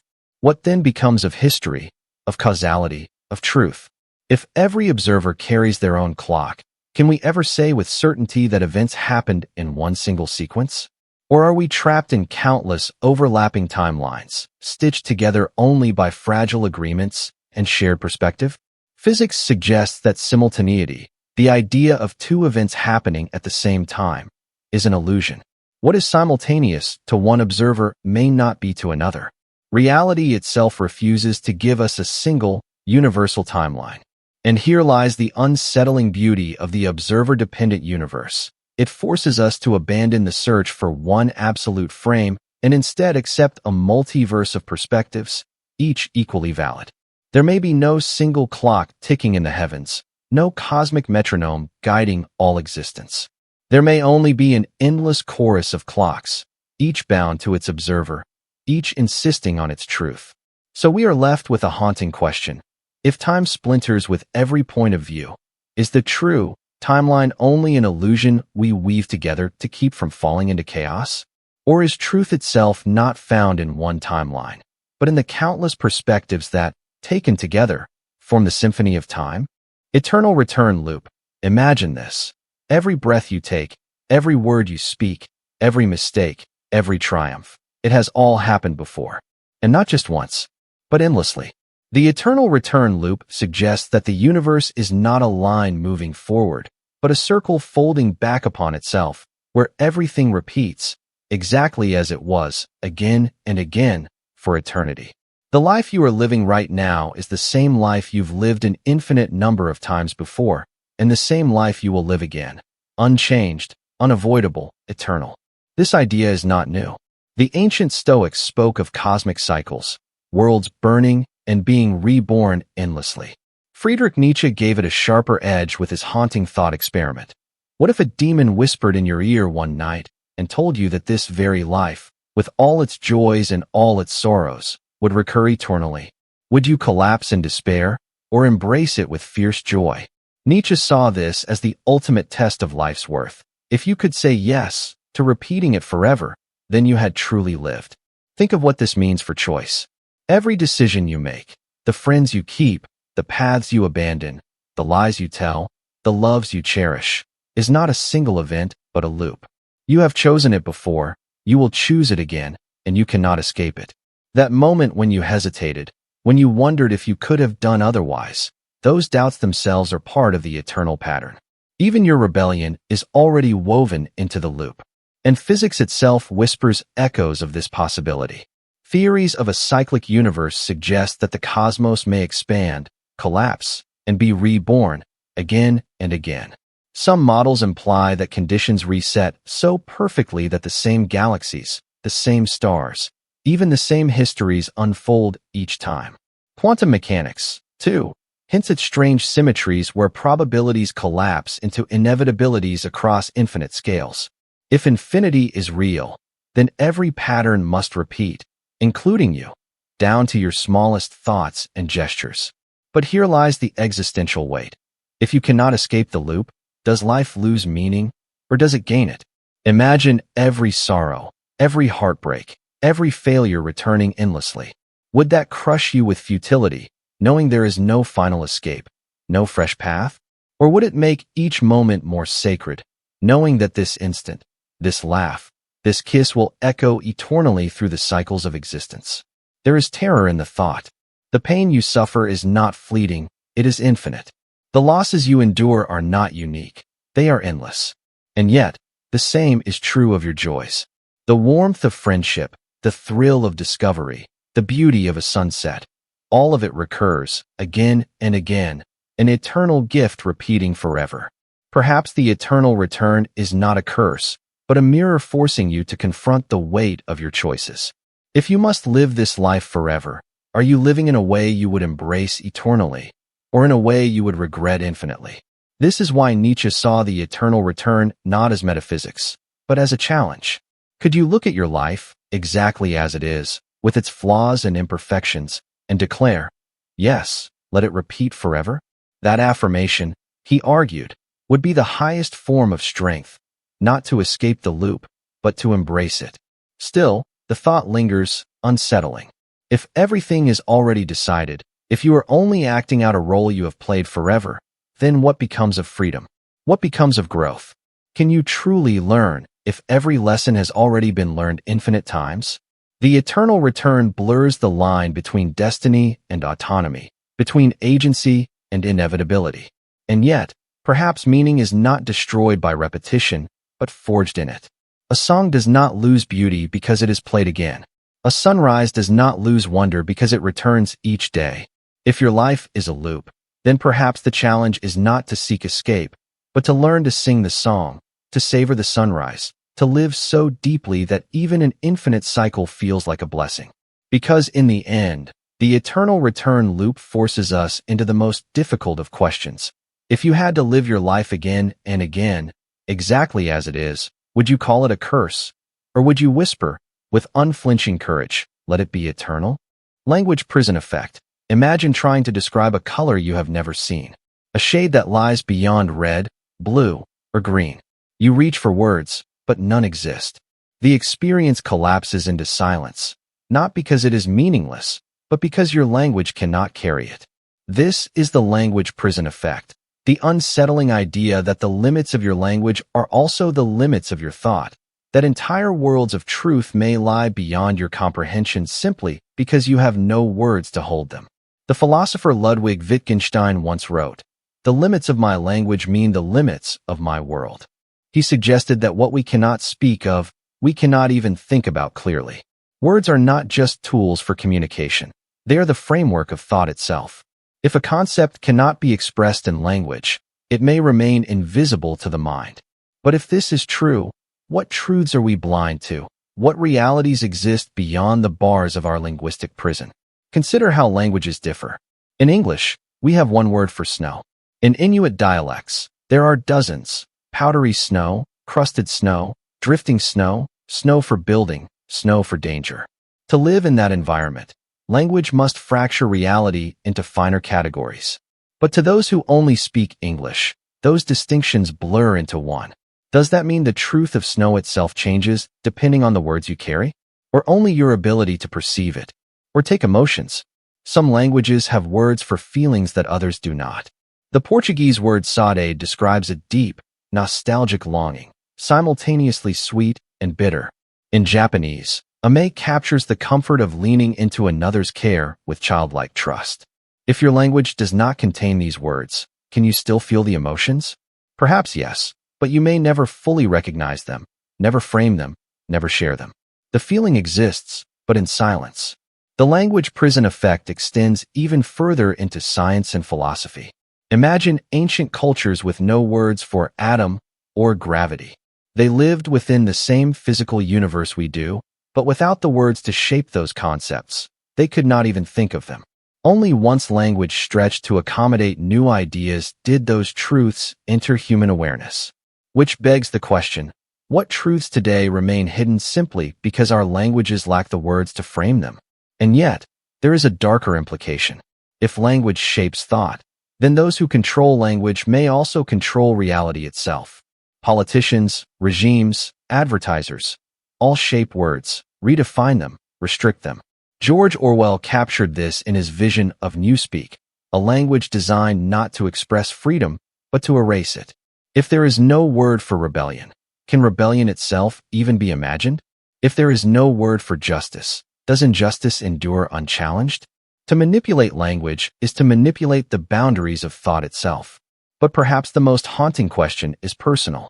What ideas, what possibilities, what experiences lie just beyond the prison walls of your own words? Could there be truths, cosmic, emotional, spiritual, that hover all around you, unthinkable simply because you lack the language to reach them? When you encounter the ineffable moments of awe, of terror, of transcendence, you stumble, reaching for metaphors, poetry, fragments. The experience is real, but language cracks under the weight of it. You sense something vast, but you cannot capture it. Some argue that art, music, and silence are the escapes from this prison. A melody can express grief beyond words. A painting can convey beauty no language can hold. Silence itself can gesture at truths that dissolve when spoken. Perhaps language is a cage, but not the only cage. And through creativity, we sometimes press our hands against the bars and glimpse the beyond. Close your eyes and picture it. You are standing in a vast library. Shelves stretch into infinity, but your section is small, filled with only the books of your own language.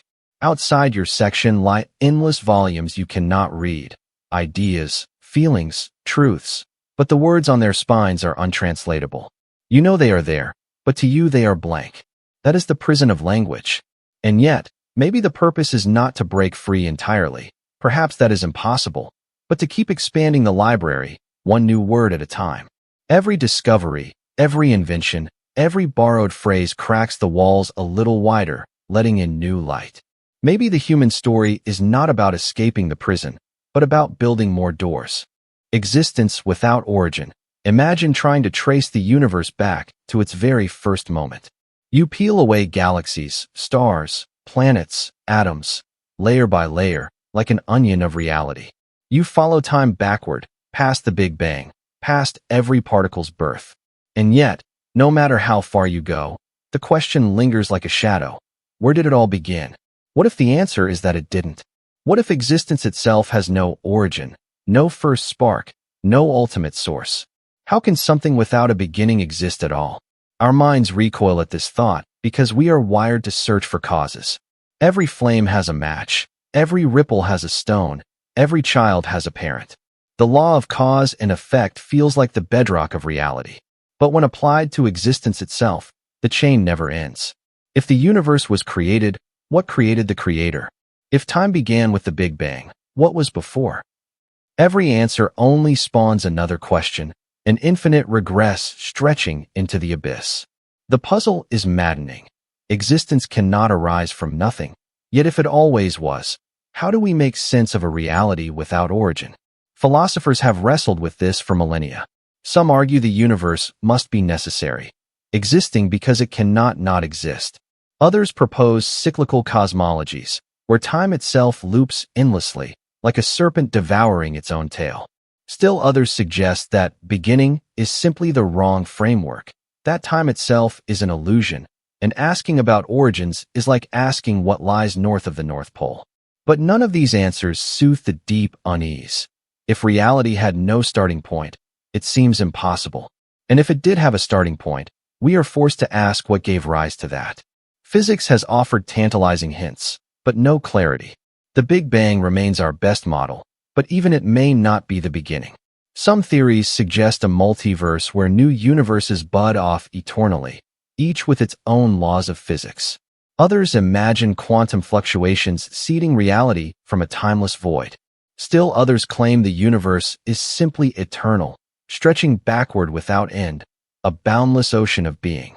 Each explanation removes the origin, but none remove the question: how can there be something at all, rather than nothing? The human mind is caught in the paradox.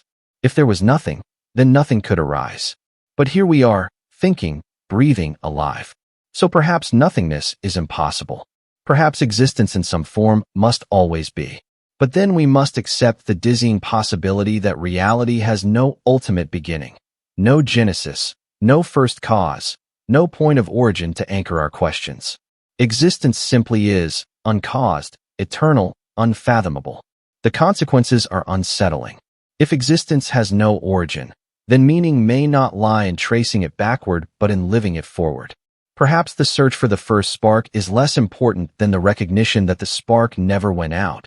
That being itself is the mystery, and origin is not the key to unlock it. The ground beneath us may not be a foundation at all, but an infinite horizon with no edges. And yet, there is wonder in this. To accept existence without origin is to glimpse eternity not as something beyond time, but as the very fabric we already inhabit. It means that we are not living in a fleeting accident between nothing and nothing, but within a continuum that was never born and will never die. The weight of that truth is overwhelming, but also liberating. For if existence has no origin, then it also has no limit, and within it, every possibility, including us, will always, somehow, be. So the next time you look at the stars and wonder where it all began, consider the possibility that it never did. That reality is not a story with a first page, but an endless manuscript without beginning or end. And if that is true, then perhaps the greater mystery is not how existence started, but why we ever assumed it had to. Quantum immortality. Imagine staring at the edge of death, the moment when everything should end, the bullet fired, the car crash imminent, the final heartbeat fading. In our reality, in the world others see, that moment would mean the end of you. But according to one of the strangest interpretations of quantum mechanics, that end may never come.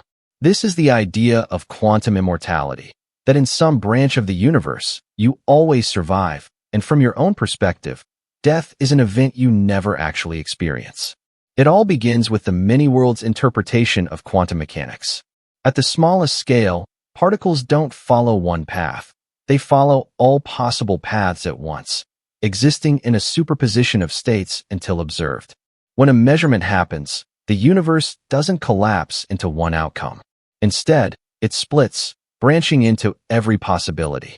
One where the particle behaves this way, another where it behaves that way. If reality truly splits at every quantum choice, then so do we. Every decision, every chance encounter, every accident, each leads to branching versions of you, living out every possible path. Now apply this to death. Imagine a scenario where your survival hangs on chance. A car misses you by inches, a disease takes a sudden turn, a heart stops and starts again. In most universes, you die. But in at least one, against the odds, you live. If consciousness is tied only to the branches where you remain alive, then from your perspective, you never actually experience the universes in which you perish. You continue, always, along the thread of survival, no matter how improbable. To the outside world, you are mortal. But inside your own awareness, you are eternal. The implications are staggering and unsettling. In theory, this means you could face death 1,000 times and always wake up in the one reality where you survive.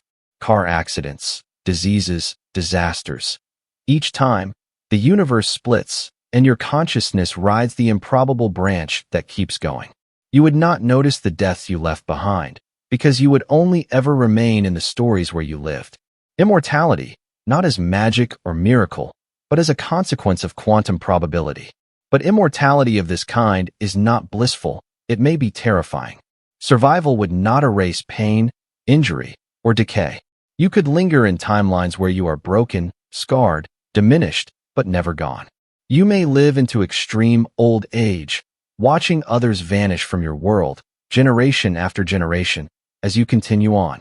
You might even pass the threshold of natural human life, surviving in universes where medicine extends you, where technology repairs you, where chance itself bends to keep you alive. Quantum immortality is not the promise of eternal youth, but the curse of never-ending survival. There are deeper philosophical challenges, too.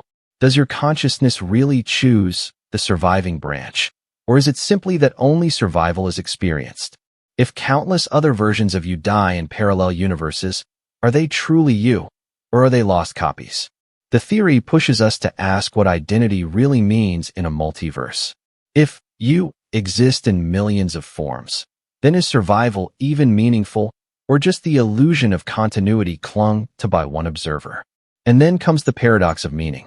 If you can never die, does life lose its urgency? Much of human passion, our art, our ambition, our love, springs from the knowledge that time is short. If death is erased from your subjective experience, what becomes of purpose? Does eternity make you fearless or hollow? Perhaps the greatest terror is not in dying, but in living forever when you are not meant to. Quantum immortality remains speculation, a mind-bending extension of quantum theory rather than proven science. Yet it grips the imagination because it strikes at the deepest fear and the deepest hope of human existence. What if the story of you never ends? What if every time the curtain should fall, another stage appears, and you walk onto it again and again? So ask yourself, in the moments where fate turned in your favor, when survival seemed miraculous, were you just lucky, or were you already walking the narrow path of a universe that refused to let you go? If quantum immortality is true, then death is not the end. It is only something that happens to others. And for you, the journey never stops. Knowledge observer paradox. Imagine trying to catch your reflection in a stream. The moment you lean closer, the water ripples, distorting the image. The harder you try to hold it still, the more it slips away. This is the essence of the knowledge observer paradox. The idea that the more we study reality, the more reality itself changes in response, ensuring that truth always remains just out of reach. It is not only a puzzle of physics, but a haunting commentary on knowledge itself, that in seeking to capture the world as it is, we alter the very thing we want to know. We see the paradox most vividly in quantum mechanics. Subatomic particles behave like a haze of possibilities, a cloud of potential locations and states. But the moment we observe them, the cloud collapses into a definite outcome. By looking, we change the result. In the famous double-slit experiment, light behaves like a wave until it is measured, then it behaves like particles. Observation forces reality into form, like a sculptor chiseling from mist. But that also means we never see the unobserved truth, only the altered version bent by our gaze. Yet the paradox stretches far beyond physics. In psychology, when a person knows they are being studied, their behavior shifts. It's called the Hawthorne effect. Workers in a factory improve their productivity not because of changes in conditions, but because they know they are being observed. Reality, in this case, human behavior, changes under scrutiny. Similarly, in sociology, surveys alter the very opinions they attempt to measure. Even in ecology, measuring a species can disturb its habitat, shifting the dynamics researchers came to understand. In every domain, knowledge is not neutral. To study reality is to touch it, and to touch it is to change it. This creates a profound philosophical dilemma. If observation always reshapes what is observed, then can we ever claim to know reality as it truly is? Or do we only ever know the shadow reality casts when we shine our light upon it? Perhaps truth is not a fixed destination waiting to be reached, but a horizon that retreats as we move toward it. Every breakthrough opens new mysteries. Every answer raises new questions. Every experiment disturbs the very thing it hopes to reveal. Some thinkers embrace this paradox as a kind of cosmic safeguard. If truth were absolute, fixed, and easily captured, perhaps the universe would be too brittle, too knowable, too easily controlled. But a universe that changes in response to our curiosity is alive, dynamic, participatory. In a strange way, it resists possession, ensuring that knowledge is always an interaction, never a conquest. To study reality is to dance with it, not to dominate it. And yet, the implications are unsettling. If truth is always shifting under observation, then certainty may be an illusion. Every scientific law, every philosophical claim, may be less a mirror of reality than a story co-written with it. We want knowledge to anchor us, but the paradox suggests it may always slip through our hands, reshaped by the very act of seeking it. Still, perhaps that is the deeper wisdom. Maybe truth is not something to be trapped and pinned down, but something to be approached endlessly, each attempt revealing a new facet. Like a diamond turning in the light, reality shows us different faces depending on how we look. The knowledge observer paradox reminds us that pursuit itself is the point, that knowing is less about arriving at a final truth and more about engaging in the never-ending transformation between the knower and the known. Hidden variables illusion. Imagine living your entire life believing you understood the rules of the world, that actions lead to outcomes, that choices shape futures, that events follow logic you can trace. And then you discover the possibility that everything you thought was cause and effect may be only a shadow. Beneath the patterns you see, beneath the equations you trust, lie hidden variables, unseen forces shaping reality in ways you can never detect directly. This is the haunting possibility of the hidden variables illusion, that what you think you understand is only the surface of something infinitely deeper, and that certainty itself may be an illusion. In physics, this idea has long been a battleground. Quantum mechanics shows us a world of randomness. Particles flicker between possibilities until measured, electrons exist in clouds of probability, and outcomes cannot be predicted, only described statistically. Yet some, like Albert Einstein, resisted the notion of fundamental randomness. God does not play dice, he said, believing that hidden variables, unknown, invisible causes, must exist beneath the apparent chaos. If only we could see them, the randomness would dissolve into order. But experiments by John Bell in the 1960s shattered this comfort. They showed that if hidden variables exist, they cannot behave in ways consistent with local, intuitive reality. In other words, if unseen forces govern reality, they may operate in ways stranger than we can ever comprehend. And yet, this is not just about quantum mechanics. It is about life itself. Think of every decision you make. You believe you chose freely, weighing options, reaching conclusions. But what if your choice was guided by hidden variables? Genetics shaping your impulses, childhood experiences sculpting your desires, unconscious biases directing your judgment. You feel in control, but invisible forces push you along paths you mistake for your own. How much of your life is truly understood by you, and how much is written in patterns hidden from your sight? Consider even the events of history. Wars erupt, economies collapse, revolutions spread. We tell ourselves stories of leaders, of decisions, of moments. But what if the true drivers are hidden variables, climate cycles shifting harvests, diseases moving silently through populations, subtle technological tipping points accumulating unnoticed until they ignite change? The narratives we construct may not be truth, but surface-level explanations we tell ourselves to feel and control. And in your own mind, hidden variables abound. Neuroscience reveals that most of your brain's activity never reaches consciousness. You see only the result, a thought, a feeling, a decision, while the processes that gave rise to it remain invisible. You believe you understand yourself, but do you? How much of what you are is governed by unseen currents you will never fully map? This illusion is both terrifying and humbling. If reality is shaped by hidden forces, then our understanding is less a reflection of truth and more a fragile story layered over the unknown. Science progresses not by erasing the hidden, but by revealing small fragments of it. Yet every revelation only deepens the mystery, for each layer of understanding seems to expose yet another veil. But there is beauty in this too.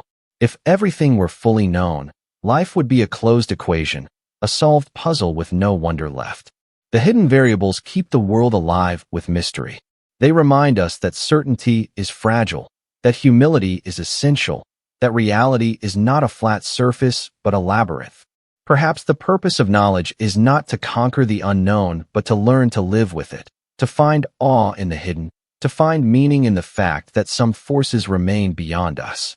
And so you return to the question, if reality is governed by unseen forces, do you truly understand anything you believe you do? The answer may be no. But perhaps true wisdom lies not in perfect understanding, but in knowing that your understanding is never complete. In recognizing the limits of sight, you may begin to see more clearly. Because in the end, the hidden variable's illusion whispers this truth. What you grasp is only the surface.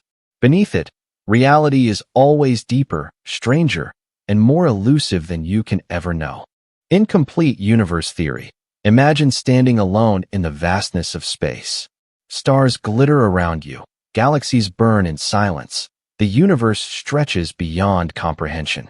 And yet, a question lingers. If no one were here to see it, would any of it exist at all?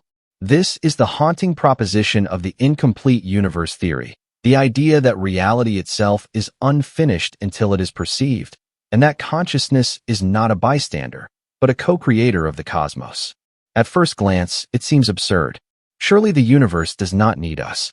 Stars were burning billions of years before human eyes evolved to see them. But physics and philosophy whisper a stranger story. Quantum mechanics tells us that particles exist in a haze of probabilities, waves of possibility, until they are observed. Only then do they snap into a definite state.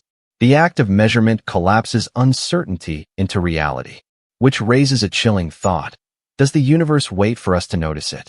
The double-slit experiment makes this even clearer. Fire electrons at a barrier with two slits, and they form interference patterns, as though each particle traveled through both slits at once, a ghost of probabilities. But when the particles are observed, they choose a path, behaving as if they always knew someone was watching. Is reality itself shaped not by being, but by being seen? Philosophers have long suspected something similar. George Berkeley argued that to be is to be perceived, that existence requires an observer. Without consciousness, the world is not fully real. To many, this sounded like madness. But modern physics and cognitive science reopen the door. If perception defines reality at the smallest scales, perhaps the entire universe is incomplete without it. Consider what this means. Every time you look at the moon, you are not simply witnessing it. You are completing it. Every time a scientist peers deeper into the cosmos, reality sharpens under their gaze. Consciousness does not merely reflect the universe, it may actively weave it. The cosmos could be an unfinished painting, and we, through our awareness, supply the final brushstrokes. But this thought cuts both ways. If the universe is incomplete without us, what happens to the parts we never perceive? Entire galaxies may burn and die in silence, never collapsing from probability into actuality because no consciousness ever witnesses them. Are there vast regions of existence suspended in limbo, real only as potential? And if humanity one day disappears, does the universe dissolve back into haze, unfinished forever? This is the vertigo of the incomplete universe theory. It suggests that reality is not a solid block of facts, but an unfolding relationship between being and awareness. You are not a passenger in the cosmos, you are part of its engine. Without you, some corner of existence remains unfinished. Psychologically, the idea unsettles and empowers. On one hand, it shrinks the solidity of the world. What you see might not exist independently of your seeing. On the other hand, it elevates consciousness to cosmic importance. To think, to feel, to observe, is to shape reality itself. We are not specks lost in an indifferent universe. We are collaborators in its unfolding. Still, the dangers are clear. Taken too far, this idea drifts towards solipsism, the belief that only your mind is real. But the incomplete universe theory is not saying the universe is only you. It suggests something subtler, that consciousness, wherever it emerges, plays a role in finishing what begins as possibility. You do not invent reality, but you bring it into focus. Like a lens sharpening an image, awareness completes the pattern. Close your eyes and imagine it. The stars above you shimmer, not as cold lights, but as possibilities awaiting recognition. The ground beneath you solidifies because you feel it. Every sound, every touch, every glance is a thread tying reality into coherence. Without consciousness, the tapestry unravels into uncertainty. With it, the universe becomes whole.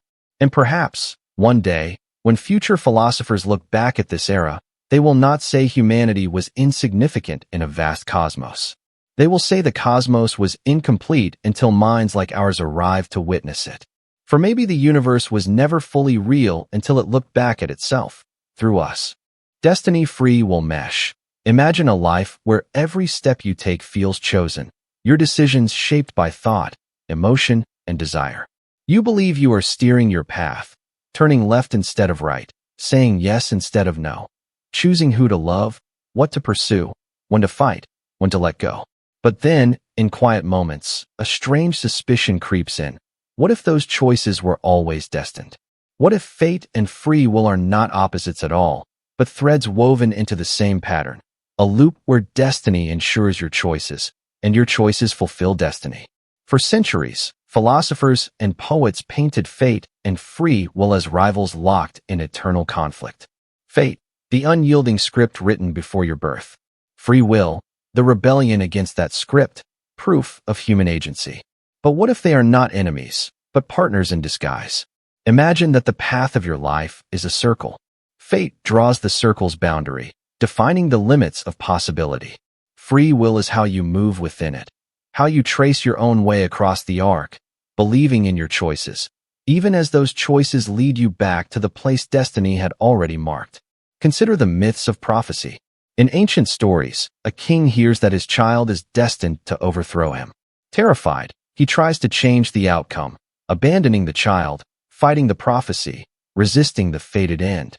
And yet, every action he takes in defiance becomes the very mechanism that ensures the prophecy comes true. Was it fate? Was it free will? Or was it both? His choice is freely made, but always part of the inevitable loop? Modern science offers its own echoes. Neuroscience reveals that our brains often make decisions before we are consciously aware of them. Milliseconds before we choose, our neurons already fire. Physics whispers that time itself may be a block, every moment existing simultaneously, past and future etched into the fabric of space-time. If so, then the choices you make today already exist in tomorrow, waiting for you. Yet you still feel the weight of freedom in making them, the pulse of responsibility in their consequences.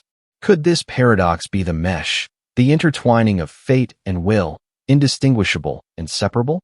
Imagine destiny as the melody of a song, inevitable in its structure, flowing toward its end. Free will is the improvisation, the way you sing it, the way you interpret each note, the rhythm you choose within the melody's unchanging frame. The song will always reach its conclusion, but how you inhabit it is yours. Fate provides the canvas, free will paints the strokes. Fate is the river, free will is how you swim in its current. They are not opposites, but two dimensions of the same reality. The consequences of this view are profound. If destiny and free will are one mesh, then your life is not a chain dragging you forward, nor a chaotic storm you must tame. It is both scripted and unscripted, fixed and flexible. The tragedies you endure and the triumphs you claim are not just written, nor just chosen. They are the harmony of both. You cannot escape your destiny, but your destiny cannot exist without your choices. Each needs the other, each completes the other. And perhaps this is why the human story has always been drawn to paradox. We crave freedom, yet we seek meaning in patterns that suggest inevitability. We rebel against fate, yet find comfort in believing some things are meant to be. The destiny free will mesh explains this contradiction. We are free to act, But those actions are the very threads that weave the fabric of what was always going to unfold. So the next time you wonder if your path is written or if you are carving it fresh, consider the possibility that both are true, that your choices are your own, yet they also fulfill the shape of a destiny that only you could manifest. Fate and free will are not enemies across a battlefield. They are partners in a dance, moving in a loop without beginning or end. And in that loop, the mystery is not which one is real, but how beautifully they intertwine. Self-referential collapse. Imagine a mirror facing another mirror, each reflecting endlessly into itself. The images stretch into infinity, but they never show anything new. They are self-contained, self-referential, locked in a loop that cannot escape itself. Now imagine reality working in the same way. A system that defines itself only by itself, without external validation, without proof from beyond its own walls. This is the unsettling paradox of self-referential collapse. When a system refers only to itself, it cannot be proven from outside. And if our universe is such a system, then what does that mean for the nature of reality itself?